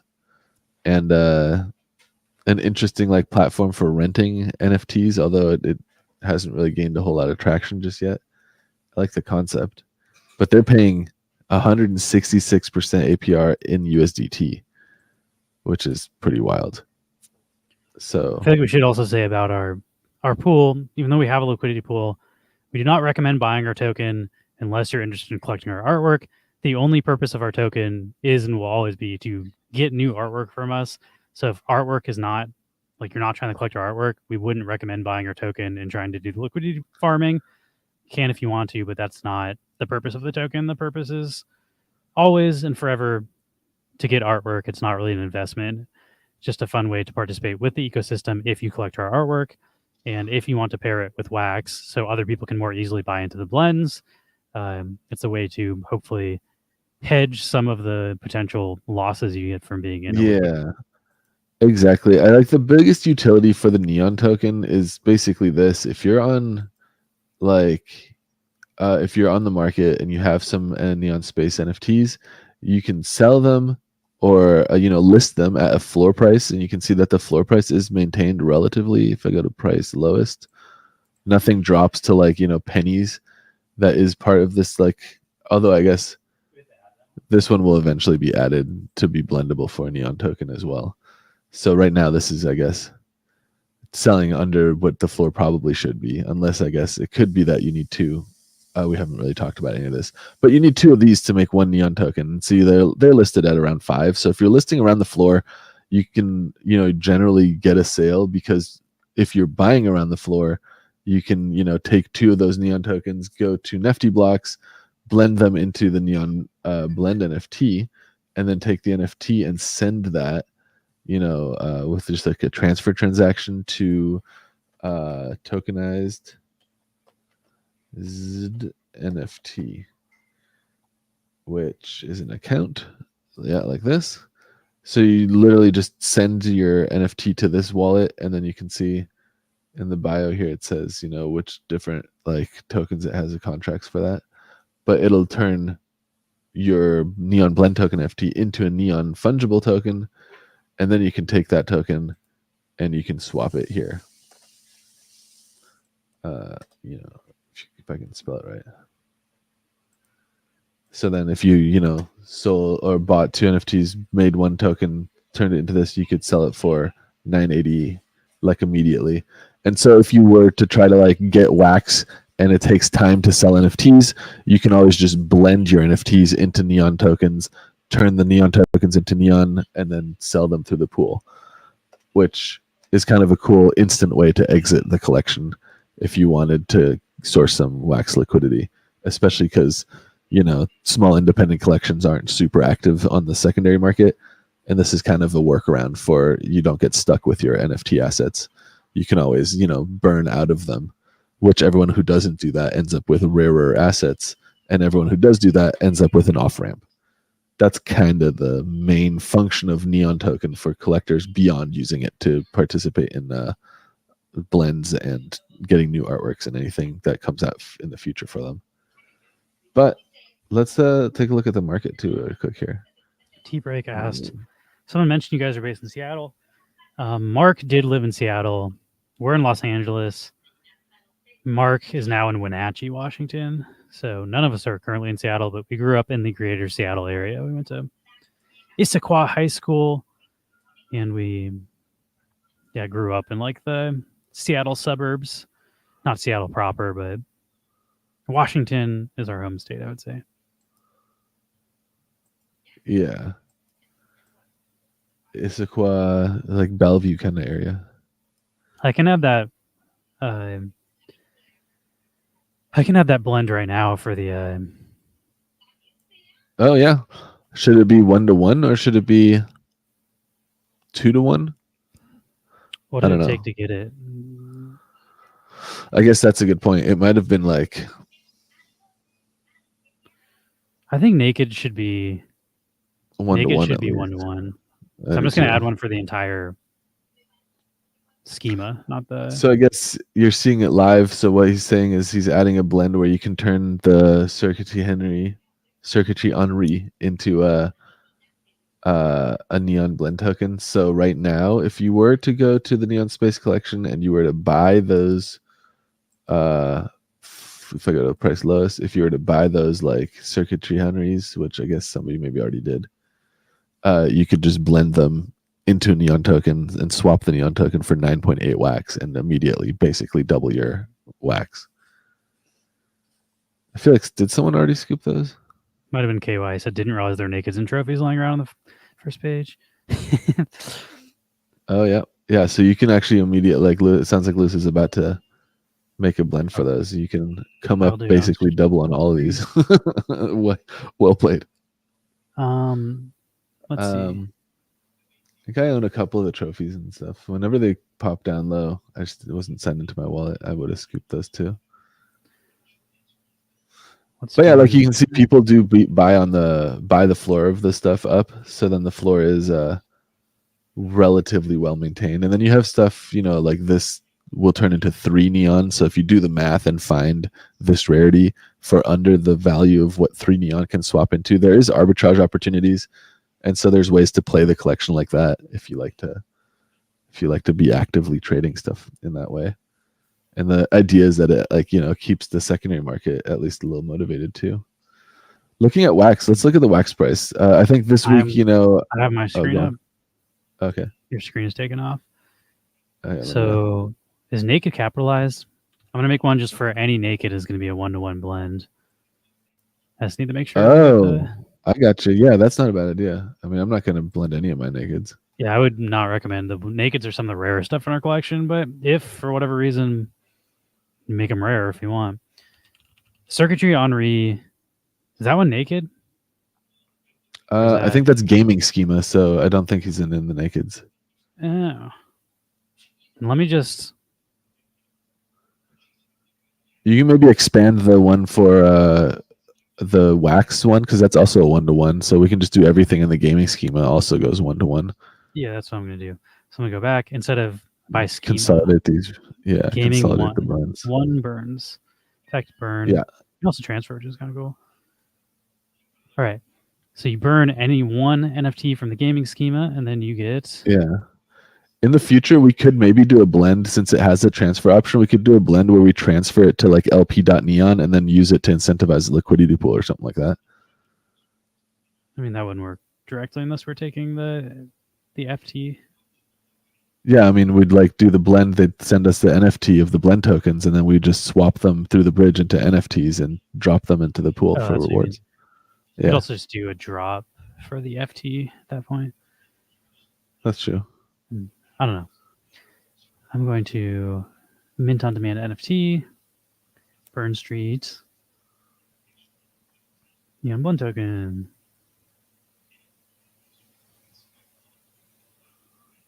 Name, gaming schema.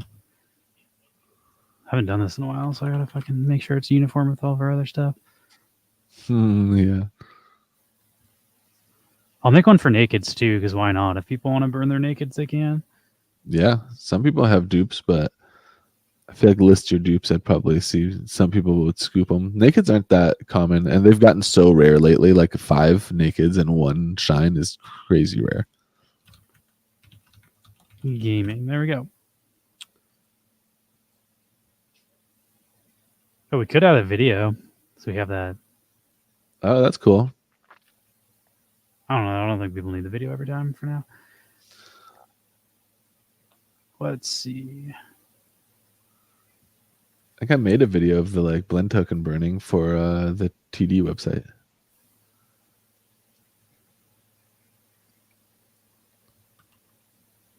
Yeah.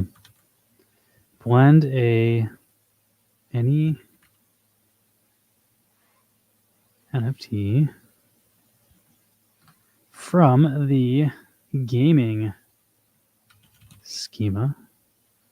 Oh, yeah. Usually I'd link the schema just in case people need to find it. I don't know why they haven't verified us yet. So I might go bitch to Wombat. We put in our identity so long ago. What the hell? Twice as well, too. It's kind of annoying. Twice. So sets, they call it. Or not nets. Now they call it categories instead of schemas. Gaming. So this will be the link.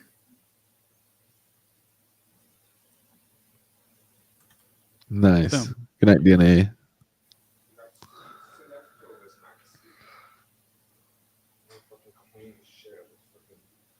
All right, so that should be good. So you get effect burn 1 of anything from the gaming schema gets you a neon blend token. Nice. Yeah, that looks correct.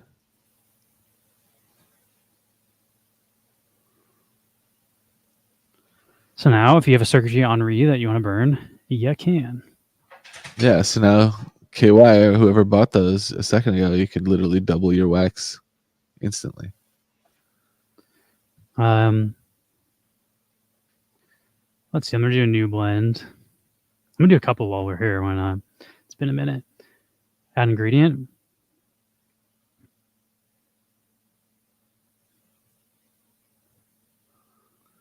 I'm gonna do marble racing. I don't think we have enough marble. The prize wallet is give.neon.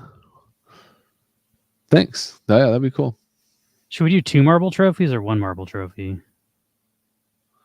There's only 100 of them, right? Yeah, I guess 2. Because then it's like, I don't know. I think 1's fine. 1's not terrible either. Yeah. There's no way to like exploit into getting a bunch of the marble these. trophies. Yeah, to that's either true. participated or bought them. Yeah. All right.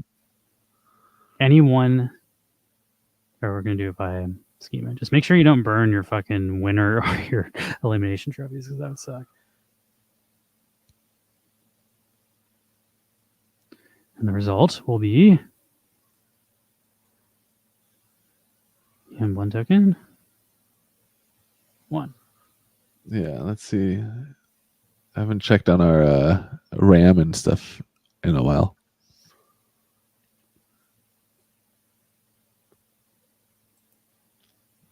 Marble racing.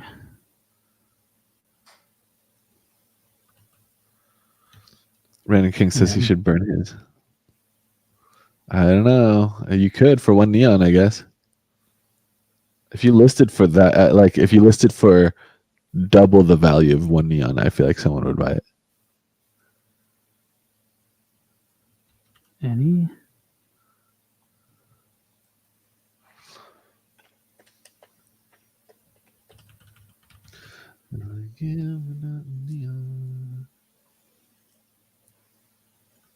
Nice. And then last I'll add naked.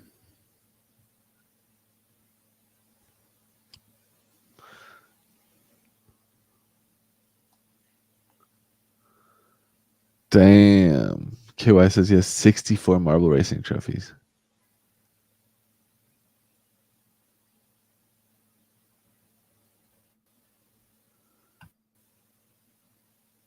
All right, marble racing trophies.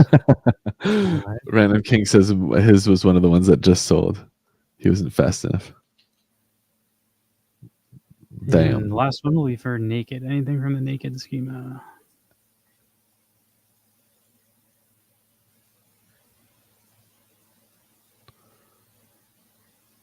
I personally wouldn't burn any nakeds, but if people are fucking maniacs and want to do it, they can do whatever they want. That's true.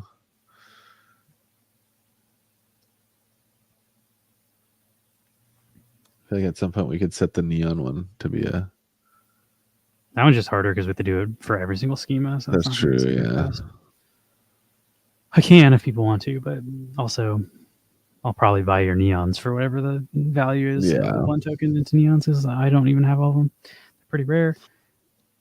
I think I'm still missing some Burn Street ones. I might have to do a few more of the open blends. Neon blend token into naked neon. Let's see.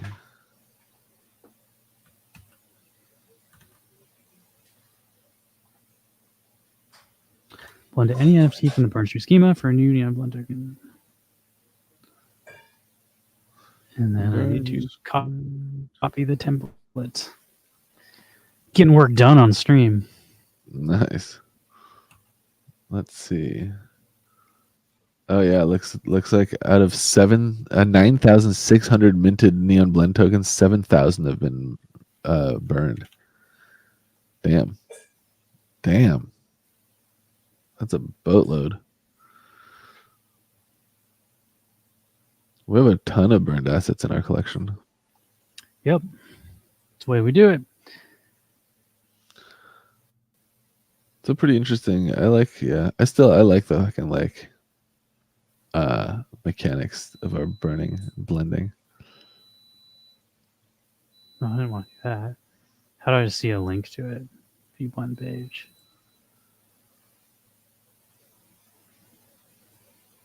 Is that it? I think. Oh, there's already a fucking link that you can go to the schema. Just want to make sure these are all good. Yeah, check that there's enough RAM in the blending contract. I'll do that next. I just want to make sure they're labeled correctly. Marble racing, it is. Naked neon, bring in naked neon and naked neon. We're all good. So now I need to check our RAM. What up?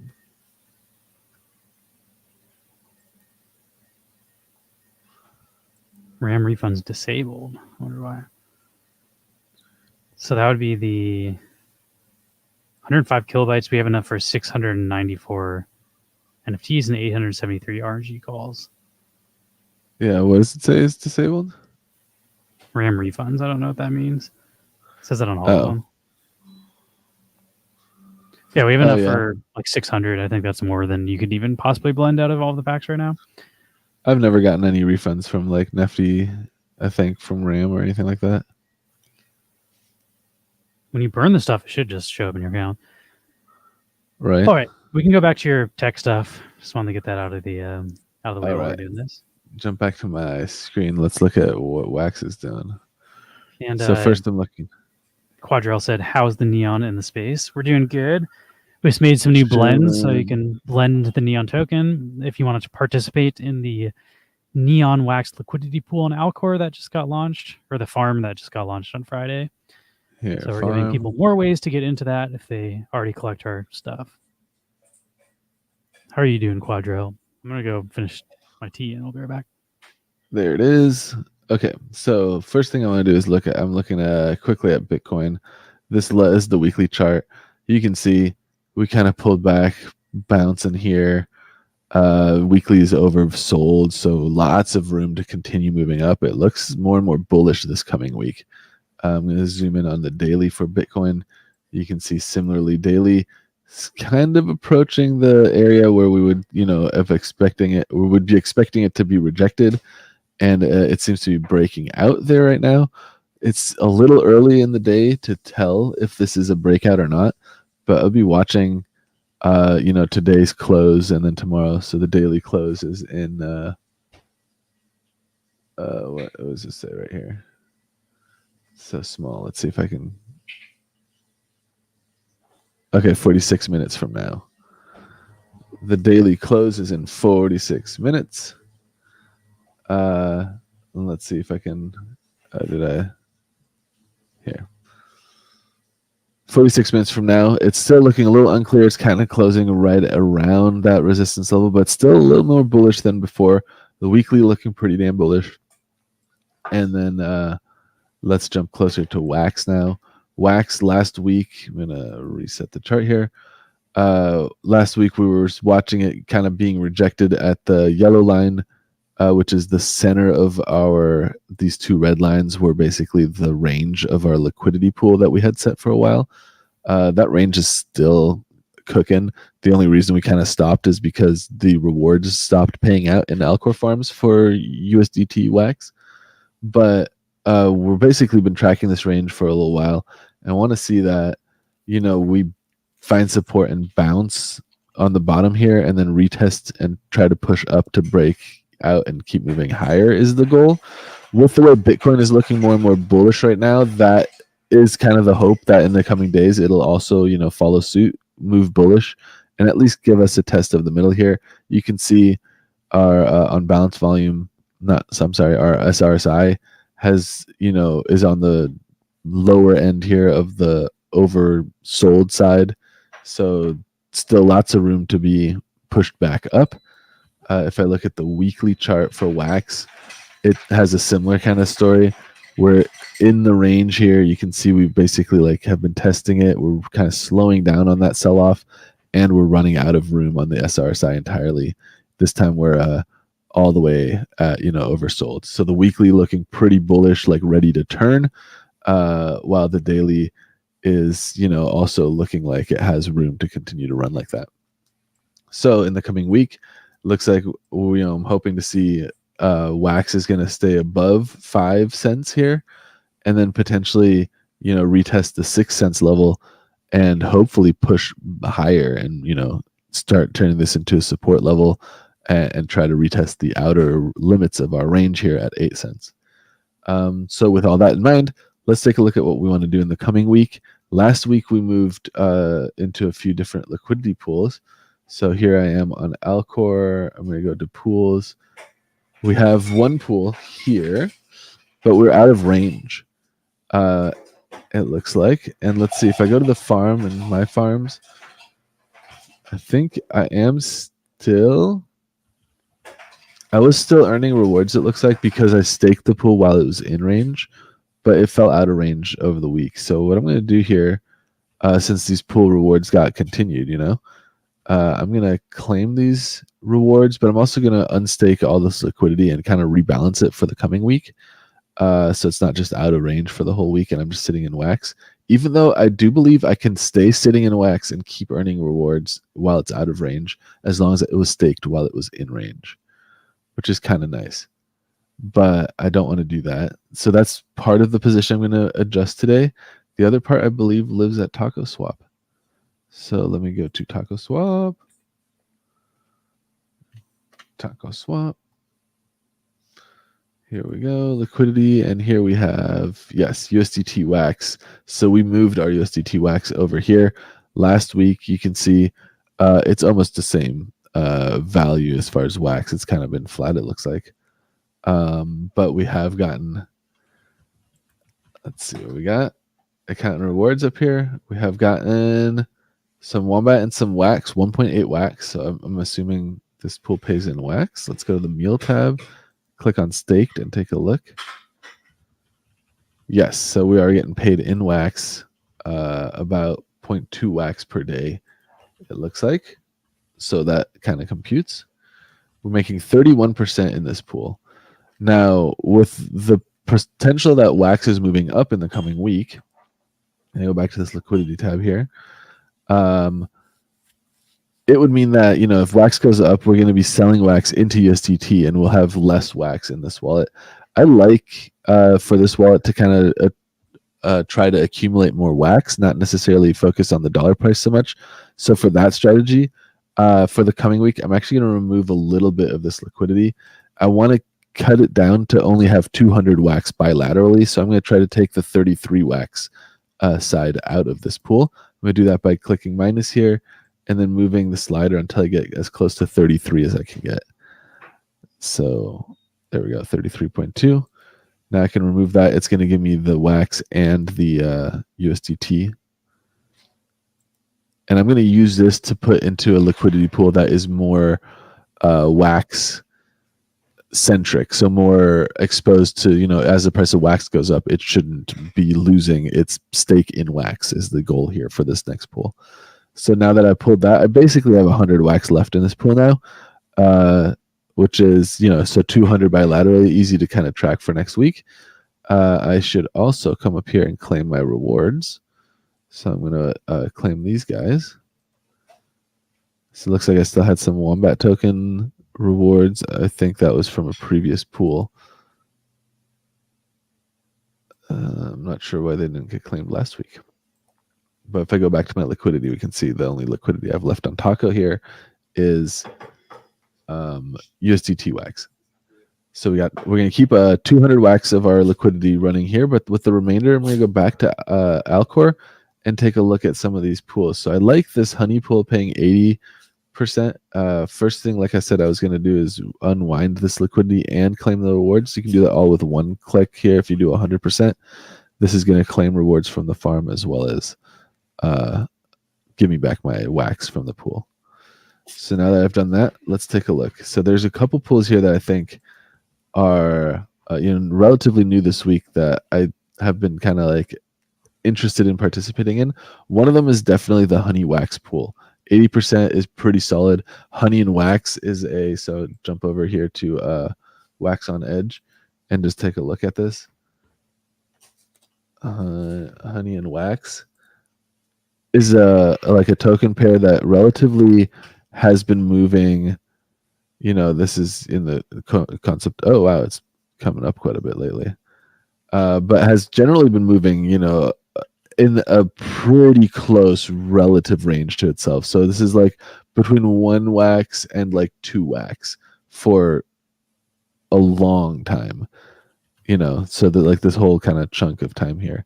And it's also backed by the NFT Hive, development team there. It's backed by the sales happening on that market. So it's like a distribution kind of like profit sharing token. It's an easy one, I think, to kind of like hold while keeping exposure to wax is kind of what I'm trying to say. The other farm I saw on Alcor here that is relatively new and paying a pretty good yield is this one here, CMW wax. And it's got quite a runway still, and it's paying in USDT, which I like, because it kind of hedges my bet over the week. If the price drops for wax, then at the end of the week, I can get my USDT from this pool and buy waxed in cheaper, which is fun. Also, 166% APR is pretty substantial. And then looking at the chart for CMW, and wax, it is also one that has like had it's a decent trajectory, like long term, kind of like this is on DeFi Box, by the way, where their liquidity has lived for a long time. You can see it goes all the way back here to January of last year, 2023. It had kind of a big jump, and then hasn't really taken that shitcoin trajectory where it like mints high and just kind of sells off into oblivion, similarly to Honey. So both of these tokens I actually really like, and the fact that asking what is the CMW token from, what project? So that's the credit metaverse or whatever it's called, right? Yeah. Let's see if I can find it on Google. Yeah, creditmetaverse.io. This is totally it.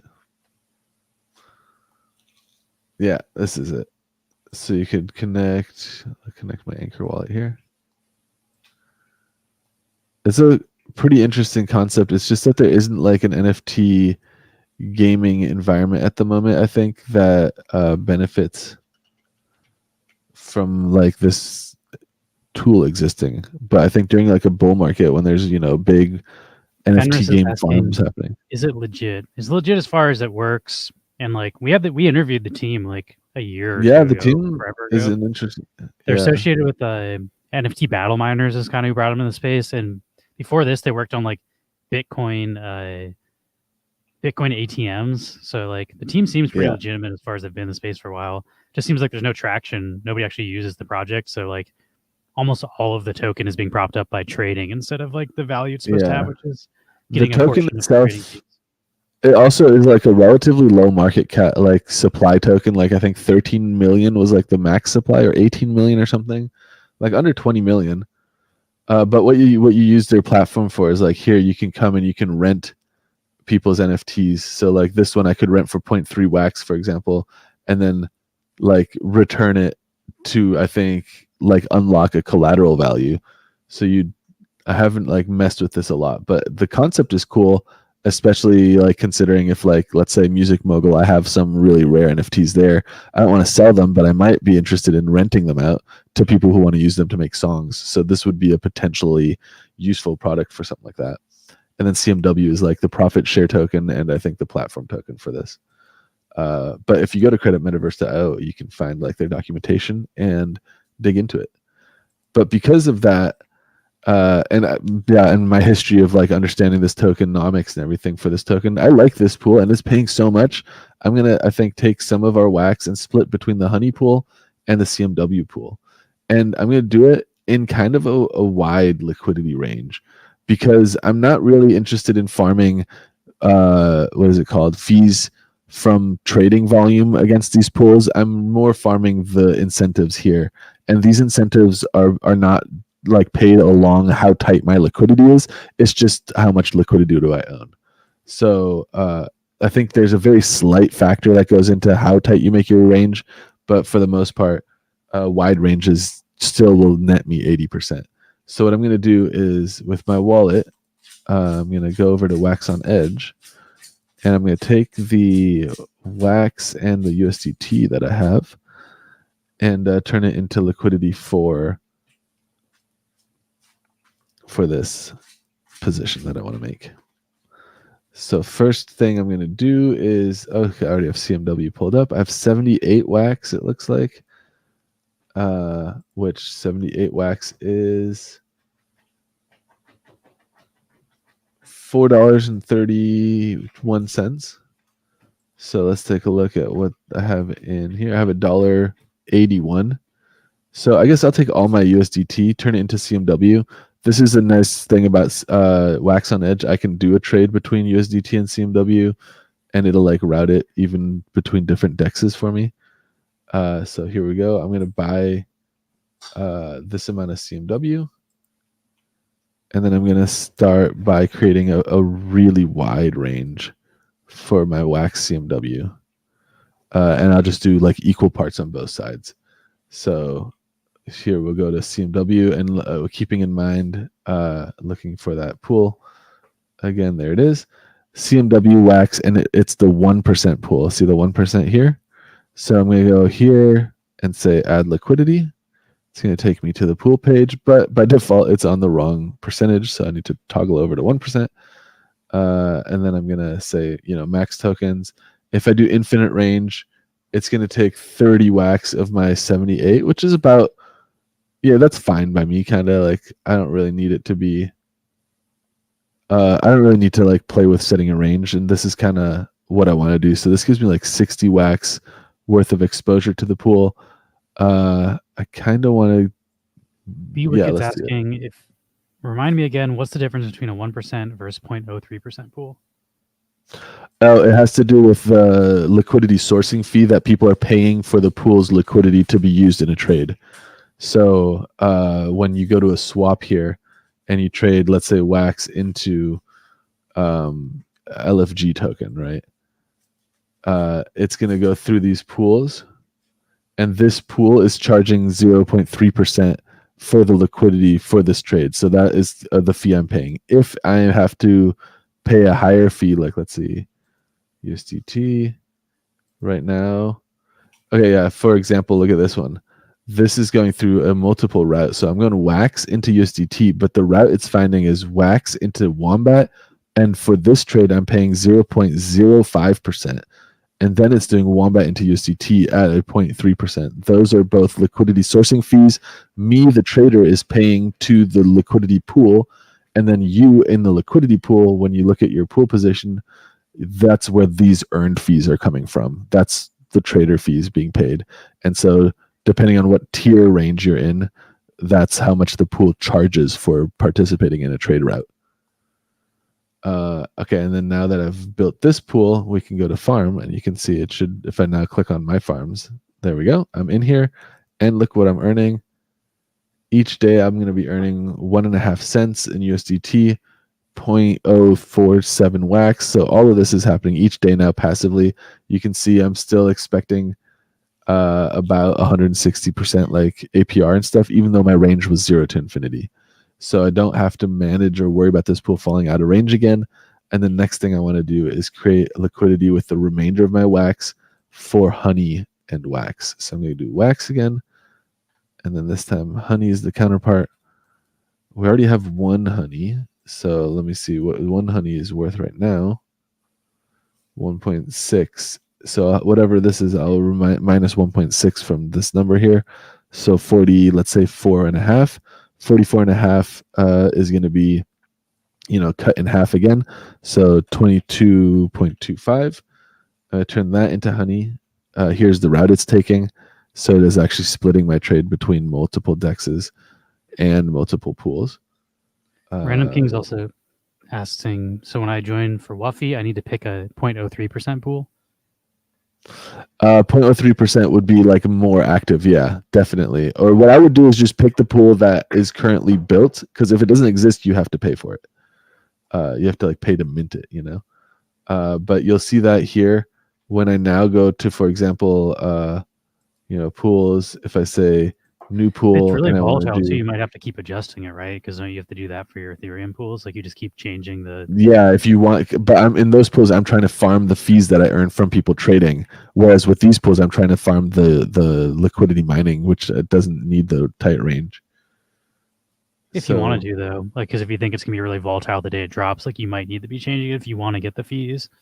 Yeah, and so see here, look at this. This one is, you can see that 55% are selecting 1%, 45% are selecting 3, and you can choose it here. But generally, you'll see like most only have one pool option. The other ones will say not created, and if you do create it, then it'll like ask you to set the initial price of the assets as well as pay an amount of wax here to open the pool. So always just choose whatever's already been created. I wouldn't if you're just doing this as a farming like participation, unless you like own your own token, I wouldn't create a pool. There isn't like a real reason for that. But now I'm not sure between these two pools because it's liquidity is almost split half and half. Which one's incentivized? So go back to the farm tab here, all farms, and look, it's the 1% pool. So let's go back here, say add liquidity so it can take me back to that pool. Random King says, I have a question with the rewards for a pool. Do I have to collect them in a timely fashion? Like say one of the tokens crashes and no one uses the pool anymore. Do I need to quickly withdraw it or do my rewards stay? The rewards in the pool, like from liquidity, those don't change. Those you earn those with each trade that happens. So we're talking about the rewards that accumulate here in the fees section. Those, once a trade happens, those sit there and they won't change. They're not participating in supplying liquidity. They're just sitting there waiting to be claimed. And so those won't change over time. They'll just keep growing. The value of them can change. So like if CMW were to dump and you have, earned like 100 of them, you'll still have 100 of them. They just might not be worth very much. Same goes for the farm. If you don't claim your rewards and the farm becomes inactive, you can go to show finished. And then these ones aren't paying out anymore, but you should still see the claim button to claim your rewards. So the farm rewards also should not change. It is more like a trickle like payout that you're accumulating over time. And then it's like paying into a contract address, and then you can call, the claim function on the contract address whenever you want. There's not like an expiration date to that. Okay, so now that I've done this, let me refresh. I should see in my pools, I should see my honey and my wax. Yep. So there you go. These are both 0 to infinity, but I'm doing them so wide just so I don't have to really worry about adjusting them, because I'm really going to be expecting to make most of the value from this pool from these APRs. This is going to drastically outperform any amount of value I would get from trying to, hug the spot price to get really good volume from traders. That is just going to end up with me either on one side or the other side, and I don't manage this pool closely enough for that to be worth it when the APR here is outpacing all that by such a drastic margin anyway. So these two pools I want to make for this week, and I've basically split our wax now, but like 50-50 more or less between Alcor and Taco Swap. So the rest of it is still in Taco Swap in the where is that Taco Swap pool? Here in the Wax USDT pool. And so this, I'm just going to leave this alone. This, I kind of consider this a more hedge position, not super exciting, but still paying a pretty decent yield. So I'm not like upset about a 30% APR. Although next week, if we do continue to push up above our middle line here, and we see that wax is starting to form a base, we might scale out of that USDT pool and use the wax in more aggressive wax plays. But for now, I'm pretty happy with this spread, and yeah, let's leave it at that for the wax DeFi move we want to make today. And then I can change back to my webcam. Hey-oh, and swap this out. Oops. Oh, whoops. Got a grub fish showing everyone to join. Exclamation point neon in the chat. Yeah. Let me take a bite of this chicken Paul air fried leftovers. Probably wrap this stream up pretty soon here. Looking at job boards on Facebook right now while Max is doing his tech thing. And There's a whole lot of not a lot of good opportunities going around.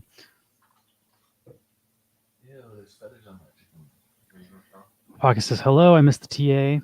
Well, you can watch the replay after we end the stream. We also talked about the WUFFI airdrop and our Alcor. The recap on TA is that markets are starting to turn pretty bullish. So we want to see what happens. The daily close for Bitcoin is coming up in like 15 minutes now. And then we want to see if it can hold above this or if it's going to just deviate and fall back down. But right now it looks like it could be turning more bullish for the coming week. I also need to add, Pocket has like a bot that tracks prices of wax tokens, and you messaged me at like 3 a.m. how to add it, and I like looked at it and then fell asleep, so I haven't actually done that, but I will add your bot to our Discord. But that's more of a probably could have been a DM, but I'll just say it say it publicly because I freaking forgot about it. All right.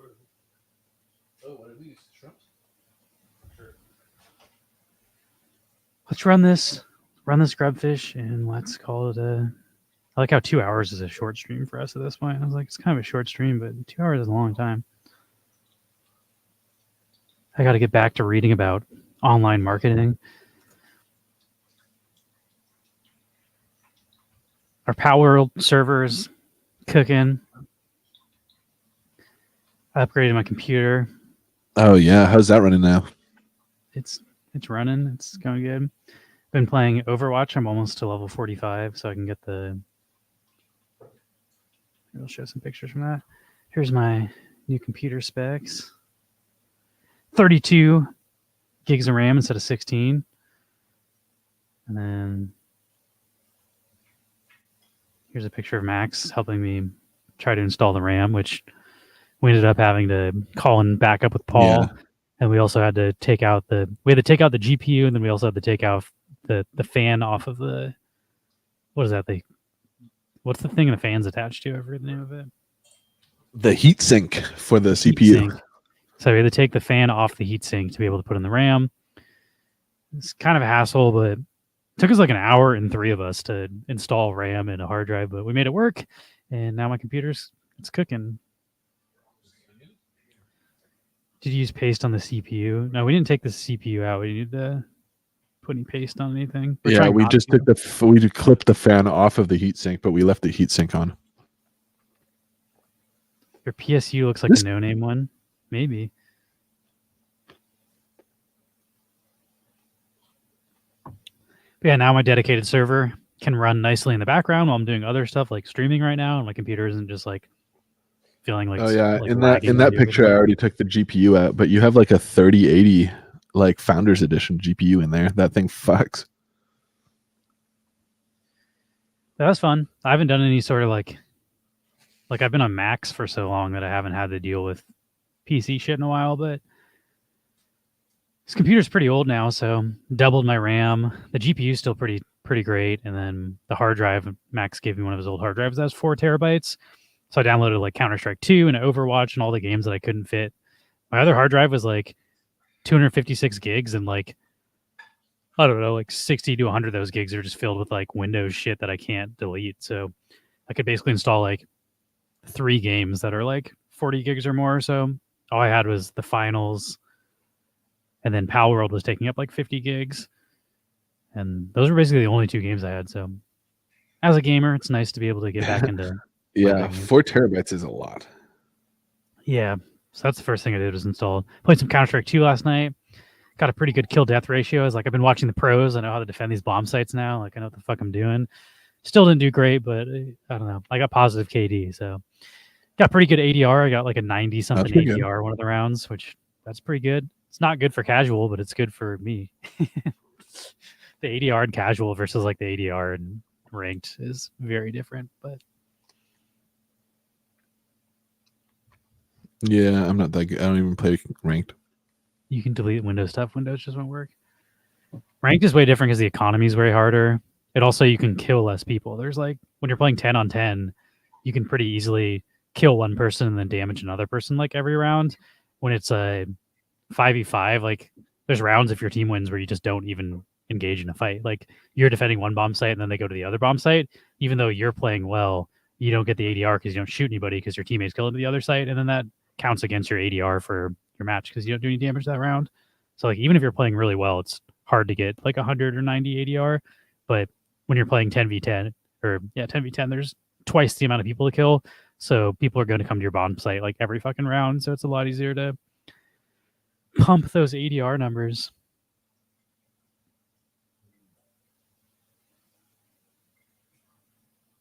Yeah, the computer stuff is fun. I gotta get those numbers up. Those are rookie numbers. I've also been enjoying watching. There's a Counter-Strike tournament happening at HLTV. I am bummed 3 teams just dropped out of like there's a tournament that starts tomorrow. If you're into competitive Counter-Strike at all, but like the 3 best teams all dropped out. So now I'm just like, I don't really care about this tournament anymore. Why'd they drop out?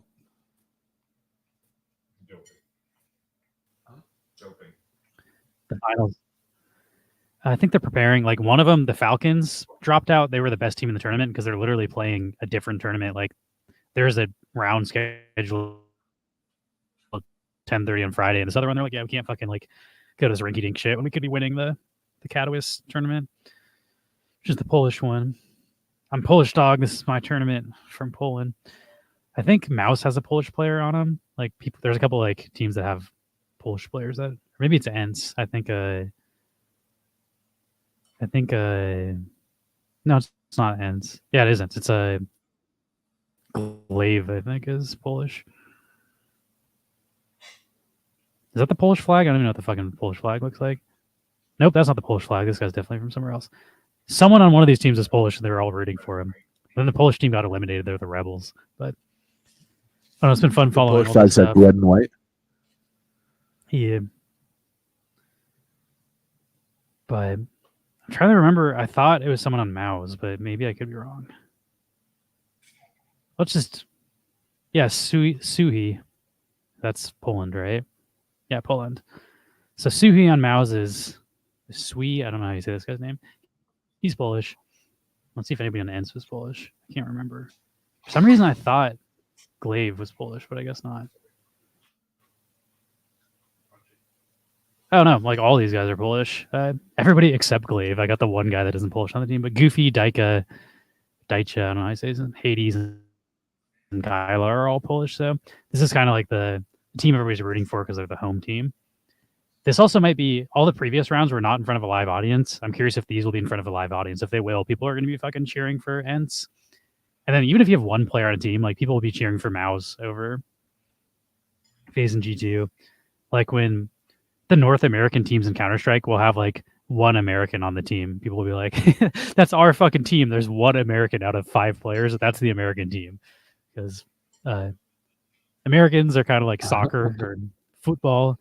We're not good at Counter-Strike. Like all the top teams in the world are European, so we take what we can get. Complexity. Oh, really? The American teams always fucking choke too. Like we had Complexity. That's American player. Is it Liege American? It could be a Liege right now. Yeah, Liege is American. Like this is a United States team, and 3 out of 5 players are American. The other one was Team Liquid, but I think Team Liquid got rid of their American. So I think Complexity is basically the only American. We claim everything in NA though. Like we don't call them American teams, they call them NA teams. Also, when people throw a bad grenade, like the chat trolls Americans so fucking hard. When somebody throws a bad grenade and like flashbangs themselves or hits themselves with a thing, they're like, "Oh, that was an NA grenade." I'm like, "Oh, that burns." That's like the slang for throwing a bad grenade is calling it an NA grenade. I'm just like, oh man, feels bad to be American, but NA stands for North America or what? Yeah, NA is North America, but Canadians are considered like Canadians. If a Canadian is on a team, like America roots for them still, like when they have tournaments in America, which I think Team Liquid is Canadian a bit. They used to be American, but they dropped, like they traded their American players. Yeah, they've got NAF and Twists are Canadian, so this is also considered like, you know, these would be favorites if they're playing in America, or not favorites, but fan favorites. So I'm excited for this. I've also been doing fantasy. If anybody's interested in fantasy, I'm the KY and myself have been doing every day daily fantasy on DraftKings, and it's free. Like I do paid ones, I do 10-cent bets, but you can do free ones that we do for just the Neon Space community that are private. So even if you know nothing, you can just pick random players and participate for fun if you want. It is more time consuming than our Blast TD one though, because you have to do it like every single day it refreshes. But I kind of like that because it gives you like new strategies. Because if you pick a bad team and then they suck, then you can adjust and pick up better players the next day.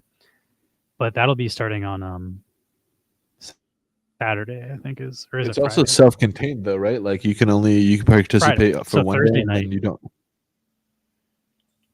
you don't have to participate day you don't have after to day, do any right? more You than. can just do it one day. I'll show you what it looks like though. So you go to like esports, Counter-Strike. These are like the 10-cent ones. I always do the dime ones. I started with $11 and I'm up to $11.50. So I'm $1.50. Are we allowed to and sports like, bet in California? Is that like a? Or is yeah, that not allowed we can in do California? these. Oh, I dope. mean, it asks me where my location is every time I do it. I'm not going to do this one because I don't know any of these teams. I'm going to wait until the next one. Allow, you can access my location. But you get a captain. He gets 1.5 times the points and costs 1.5 times as much. So you generally want to pick a player that's like guaranteed going to do good. Or if you want to be really risky, you flex a player that you think is undervalued. Like you can see their fantasy points per game. This guy is not the most expensive, but gets 54 points a game. So you're like, oh, maybe this guy's a little bit undervalued. So I'm going to take him over the top two. Or this guy, 57. He's getting 57 points a game. So you can put this guy in, even though I feel like this guy's not good. I also get really nerdy. I like the stats for this. So I would go to like, I don't know what the fuck Yala Compass is. But you can look at the teams. BLD versus Pass. If I type in BLD, can I find a team? It's got to be in the matches that are coming up. Bleed versus Passion. It's got to be this game right here. So then you can look at the rosters and you can compare them on HLTV. So I can look like, okay, it says this guy gets 57 points a game, LNZ, but let's see how he's doing if we click on. I don't even see a fucking LNZ. What is this? Oh, he's got to be on a different team. Sand versus God. So I'm on the wrong one. God Sent versus Sandgal. It's got to be this one. Then you can go and like, here's LNZ. You click him. His rating 2.0 is a 1.0. This guy's got 1.12, 1.12, 1.01, 1.03. So this guy's the worst rating out of everybody. So he's the worst kind of team. There's a reason why he's cheap. Whatever this data isn't as accurate as like what's on HLTV. The other thing I like to do is dude, like, stats are if you go to the player profile, you can see complete statistics, and then there's a chart that shows you like if he's trending up or down. So he was really fucking good, getting like a 1.2 back in July. So that might be why his DraftKings score is so high. So he might have been playing like also in a lower league, because sometimes these guys will like their rating will be super high because they're playing in like a tier 3 team, and then they get bumped up to tier 2 or tier 1, and then they can't hang with the higher level players. So even though their stats are higher, you can kind of try to like, and that's what this is: first top 5 opponents, first top 10 opponents. This guy actually is pretty solid. You want over 1.0 though. Under 1.0, you're probably not going to get a lot of points. So this guy's like not great. But I like to go through all these and then try to see if there's any like someone that seems to be too cheap, but you get $50,000 and you split it. So if I just pick like, I want that guy, this guy, that guy, that guy, and then I run out of money. I'm like, oh, I picked all the expensive guys, so now I can't pick anybody. So then you have to like go back and pick cheaper guys. And that's usually how you end up winning, is if you pick one of the cheap guys that like does okay. And if these guys pop off, then I'll fucking... It always comes down to the cheap guys, huh? Not always. Sometimes your expensive guys suck. Like, I don't know. Counter-Strike, just because people are rated higher. Like, I also like looking how they're doing in the event. So like, for when I go betting this Saturday, I'll see like Katowice. Probably saying that wrong. I'm shaming my Polish. But you can see like Ents is playing the Falcons. So I can see how Falcons are doing this tournament. So like Falcons versus Rebels. I can see that Boros got in first and Magis got in second, Maiden got in third, or Madden. And then here, Sunpay has gotten first, Boros gotten second, Madden gotten third. So Boros and Madden have been top 3 both times. And then Boros is top 3 this time. So like, I'll probably pick Boros because he seems to be consistently doing well this tournament.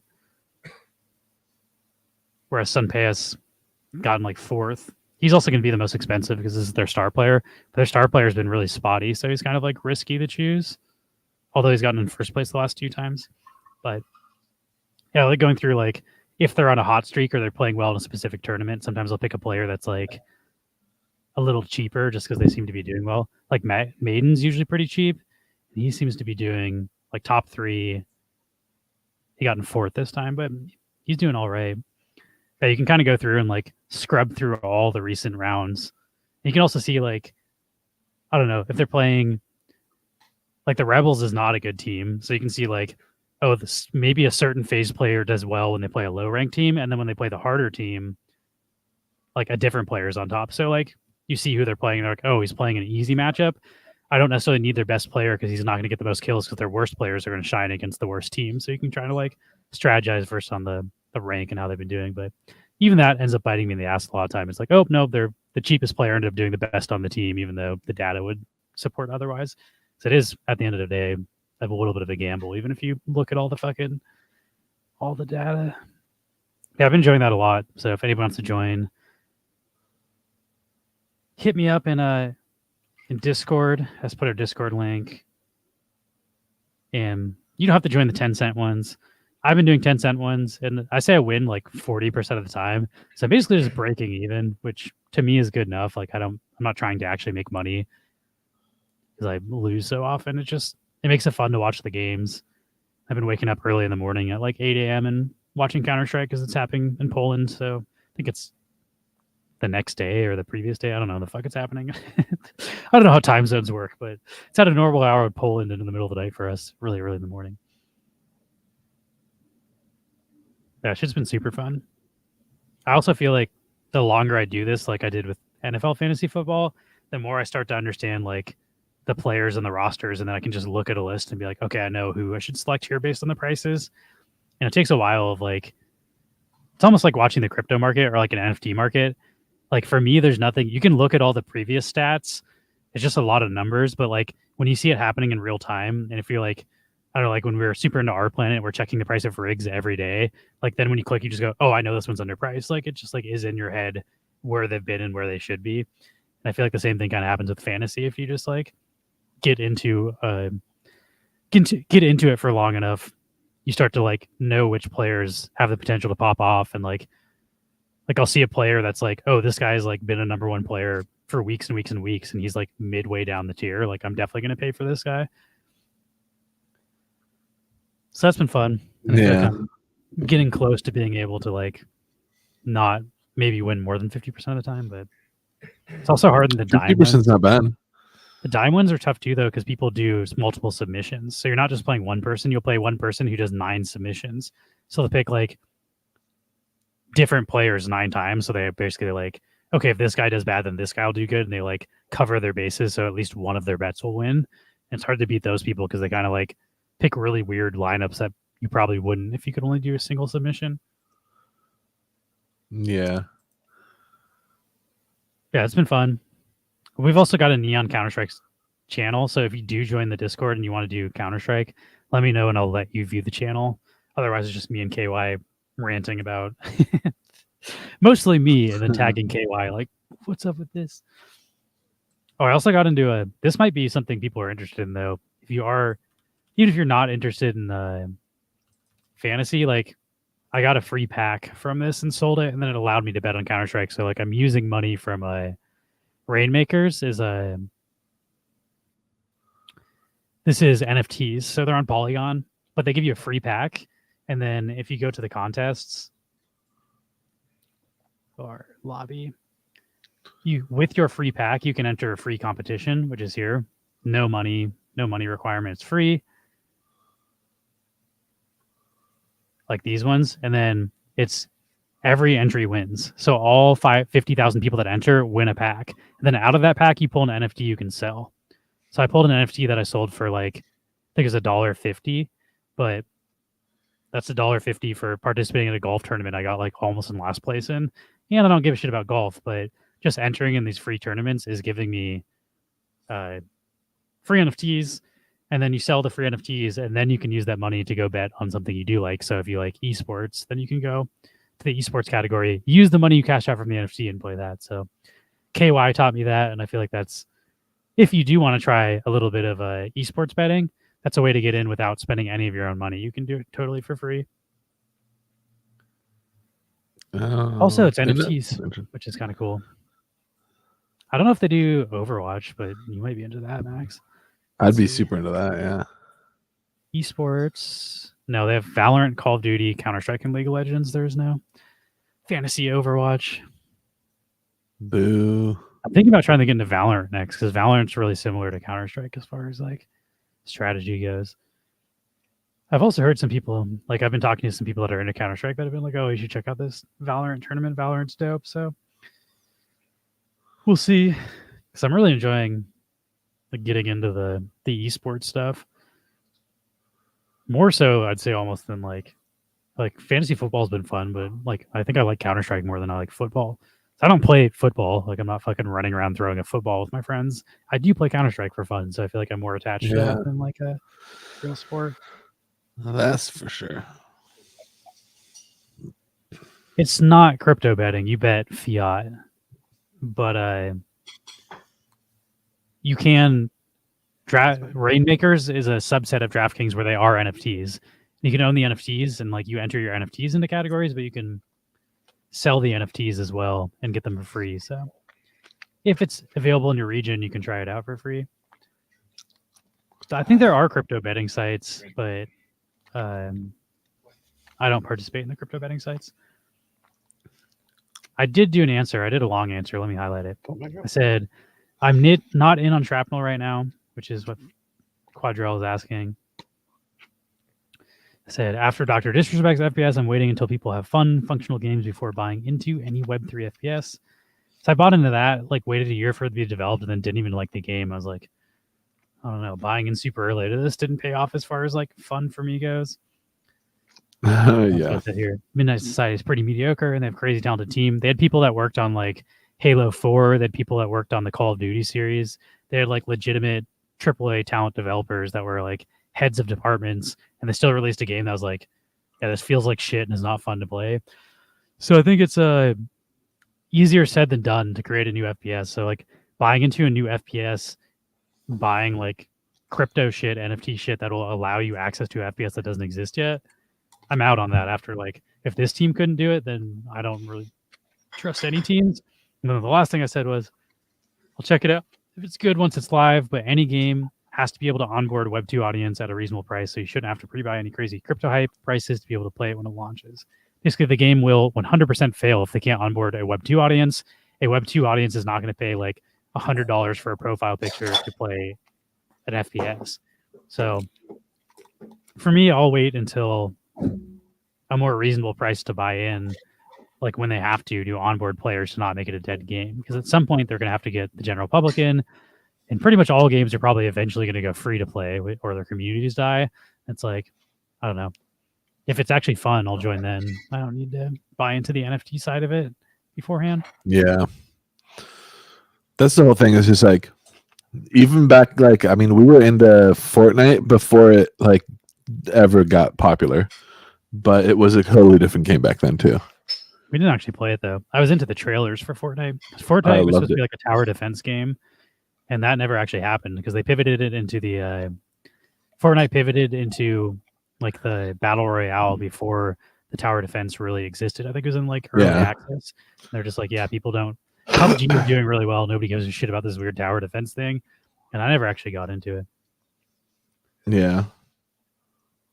And the early access is $3 million prize pool. Yeah, I don't know. I'm more interested in fun games than trying to play like mediocre FPS to try to win money personally. Not to say Shrapnel's mediocre, but if I had to bet one way or the other, I'd bet on it not being a good FPS. It's because like, again, not even in the Web3 space, more often than not, people create not good FPSs. Like it's very, very, very hard to create a good FPS in the market. Like the the competition is insane in that category. So like you're playing against Fortnite, you're playing against Counter-Strike 2, which is free to play, Overwatch free to play, Valorant free to play. You have to be better than those games to attract gamers. And so far the Web3 space is nowhere fucking close to that. So if you can build a game as fun as Overwatch for fucking free and have NFTs in it, ooh, I'm in. But until then, I'll still play Overwatch. Same. Yeah, I'll try it when it's free to play Quadrel. I don't know, the whole early access, like chance to win money by spending money, like sort of out on all that NFT stuff. Like I'm not into gambling on whether or not the game is even gonna be fun to play, because then you get stuck playing it. Like I spent $75 for this profile picture. So now I don't even like this game, but I have to play in this tournament to try to win my money back. And I'm not enjoying the entire, like, it's how like most of the clickers on Wax got to me too, where it's just like, it's that passive aggressive income. I don't want to play this clicker, but I have to make the money back I spent on the stupid clicker shit. So now once an hour I have to set an alarm on my fucking computer that's tinging so I can click a button, and then it's like, I don't know. That's not, I learned my lesson on Wax. I'll wait until games are more like developed and then I'll buy into them. But I don't blame any of you for trying. That's the whole crypto hype thing. And if you're successful, you can make a lot of money buying in early and if the game does take off. But I don't know. If I'm going to play games, I just want to play games that are actually fun. Like I'd rather play Power World or the finals. Yeah. Shrapnel, and then if Shrapnel does take off, then I'll buy into it. But that's true. Although Power Worlds wasn't free. It is really fun. The finals is also free. I forgot about that. That's your competition. I haven't been playing the finals lately because I'm trying to finish my Overwatch season grind. I'm like level 41 out of 45, and there's like 5 days left. So I can probably get those last levels tonight, but then I'm down to get back into the finals. In Shroud. What happens if you don't finish the grind? Do you just not get that character? You can buy them in the store afterwards, but I don't want to waste my currency on it. Okay. Enshrouded. It kind of looks like it might be like, I don't know. Let's see. Oh, I did get hit up by that one game that I applied to be early access for forever, of Nightingale. Oh, Nightingale? Nightingale. Yeah. This I'm stoked about. Welcome back to Enshrouded. This is going to be our last video from the Gameplay Pillars series, so let's dive right into survival and exploration. As you begin your adventure in the world of Enshrouded, you will need to survive in the wilderness amidst the unknown. To do so, you will need to gather resources such as rocks, plants, and logs, honing your crafting skills to create essential items for your daily and craft yourself some. As we finish the construction of our very first cozy hut, in order to rest, we must make sure to craft a, not so comfy bed from the workbench. You can place it inside, and after a hot days of work, a good night's sleep is in order. This will give you a rested buff. Now, the real adventure begins. Your first quest, finding the blacksmith. The other side. Skip around a bit. On the timer, your protection against the fog won't last forever. Find the hourglass, and as a reward, we will be able to set the blacksmith free to join our rank. First armors that you looks pretty cool though. campfire to unleash a culinary spell poison, for example. Landing. As an example, you can take a high position by one of the elixir's walls, scout around to see where the enemies are, and once you are ready, drop in on them to unleash a devastating attack. This is pretty cool though. Honestly, haven't played a ton of on the survival. Approach of the wall entrance, those Power World's mysterious one of the first ones I've been beacons are seriously used into. axes. And for range, you can now. But I am excited about Nightingale.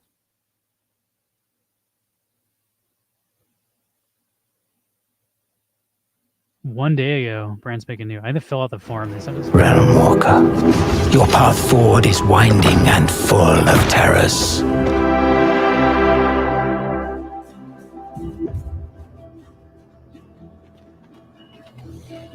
Seems to scare the shit out of me. I'm certain of it.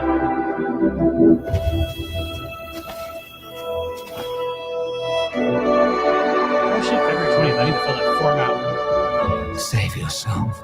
Survive. We got accepted to be like content creators for Nightingale, so they're going to give us early access release or early The access. realms Yeah, let's to do it. rebuild all that has been lost. I don't think both Max and I are gonna get in. It's just gonna be me though. Still, that'll be super fun to see it.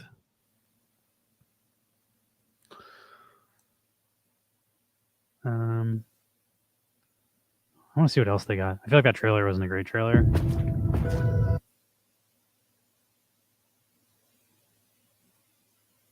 It's co-op up to 16 people, really? Damn, fuck yeah.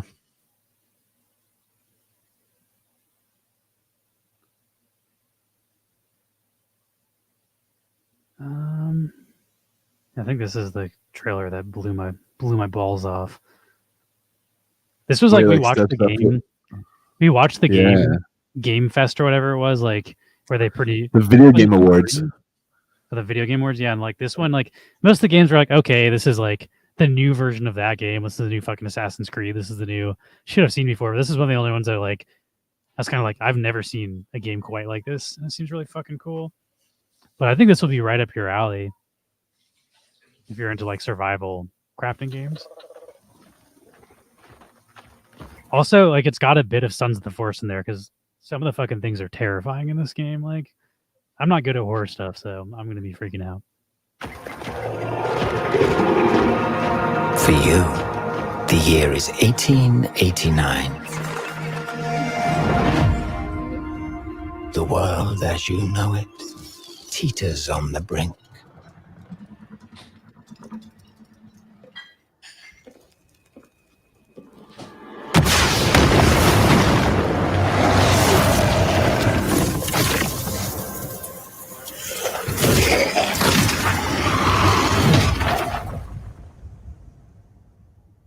The magical network of portals has collapsed. Your people are cast asunder beyond the frontiers of your reality. Realms alive with monstrous beasts, eldritch creatures and dangers of which you cannot conceive. You must gather your wits, craft whatsoever you require, and build a life in the realms. Dang. Uncover the secrets of realm cards. This is the part where we're like, this is fucking sick. And venture deeper into the unknown. Flying on umbrella sounds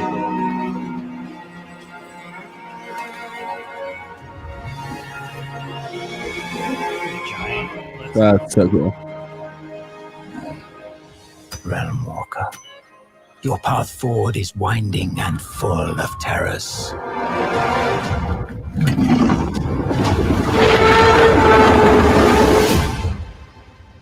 Damn, that looks Set cool. yourself. Survive the realms and rebuild all that has been lost.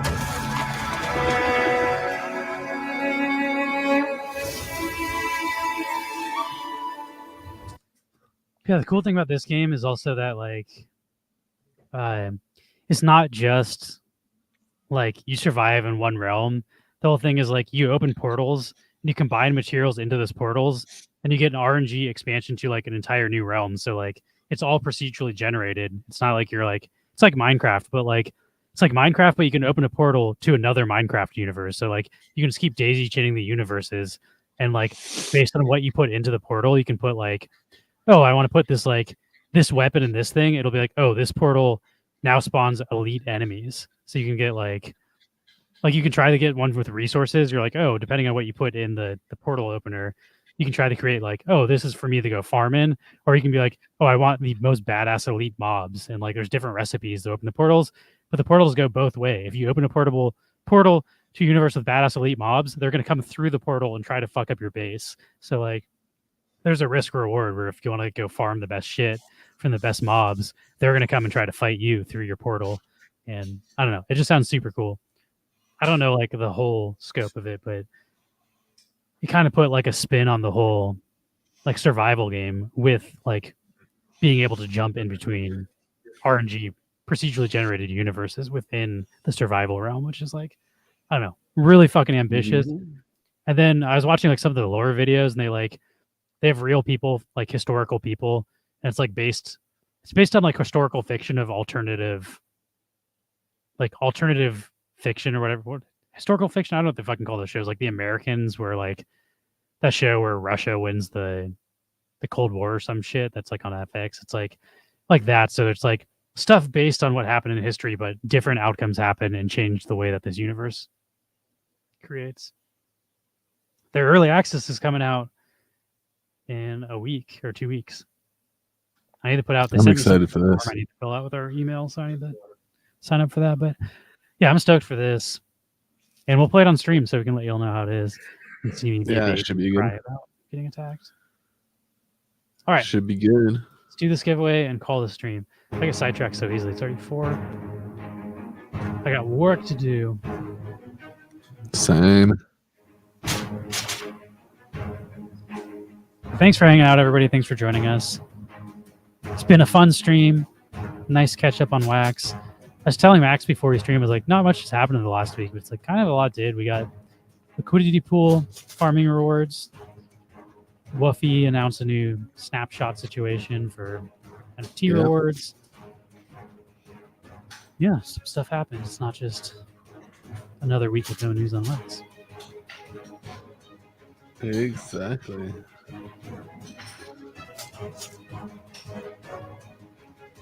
Tomorrow is our off the rails stream. I saw that Yamster posted a bunch of videos, so we should have some wild videos nice. for off the rails. I'll just share some And then too. Friday is our Power World streaming day. We'll be playing and streaming on our dedicated Power World server. So if you want to play Power World with us, if you're on Steam, you should be able to join. We have a guild going with like 8 people from our community in it. We're happy to bootstrap you. Oh no, KY died at the last second. We're happy to like hook you up with whatever resources you need to level up quickly. Or if you want to start your own base, you can just join the server and build simultaneously to us.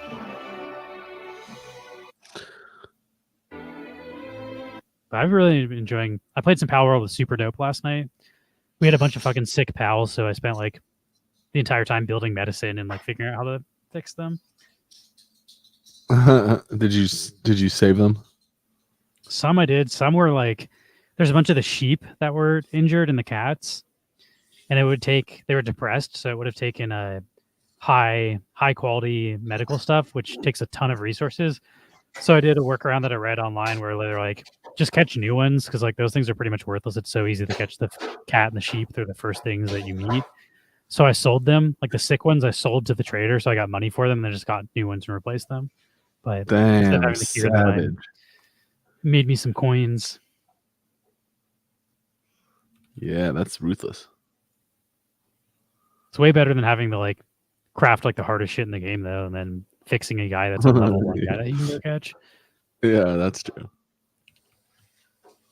So pro tip, if your guys get depressed, just sell them. Seems kind of brutal, but quite brutal. why is the fucking leaf blower so loud outside my window?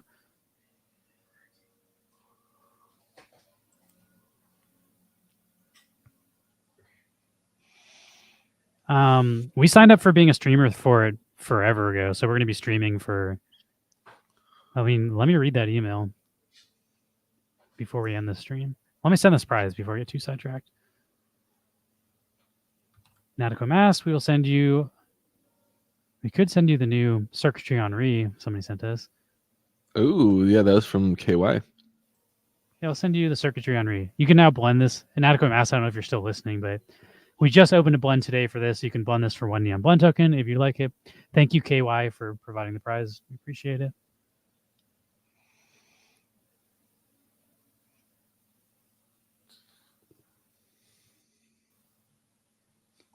And then we should have a new blend coming up, like in the next week or 2. We also need to check our mailbox. I'm pretty sure our stickers are here. So we should have a sticker drop. Probably not this Friday, maybe next Friday. It could be this Friday.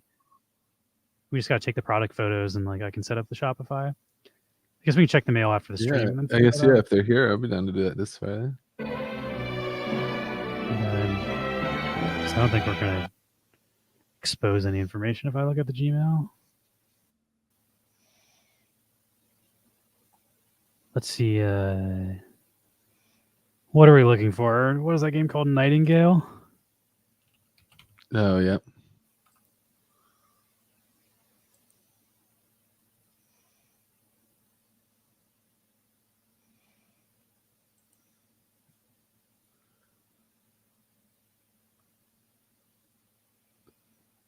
All right, so I'm gonna fill this out, but we should ship through this 6th and the 8th. That's right now. Maybe we'll get access for it tomorrow. Maybe we'll show off Nightingale tomorrow if we get into this thing. Play Buying the Dip and play us out here.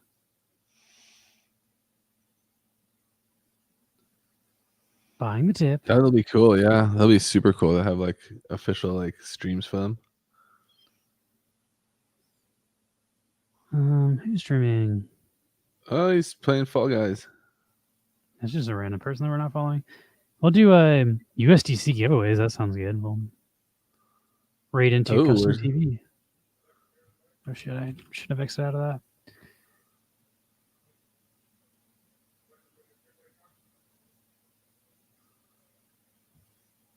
Mute. Buying the dip. Buying the dip. Yeah, thanks for joining us, everybody. See you tomorrow. Man, your boy Kevin just lost lots of money. Oh, but that's okay. I am with you, with you.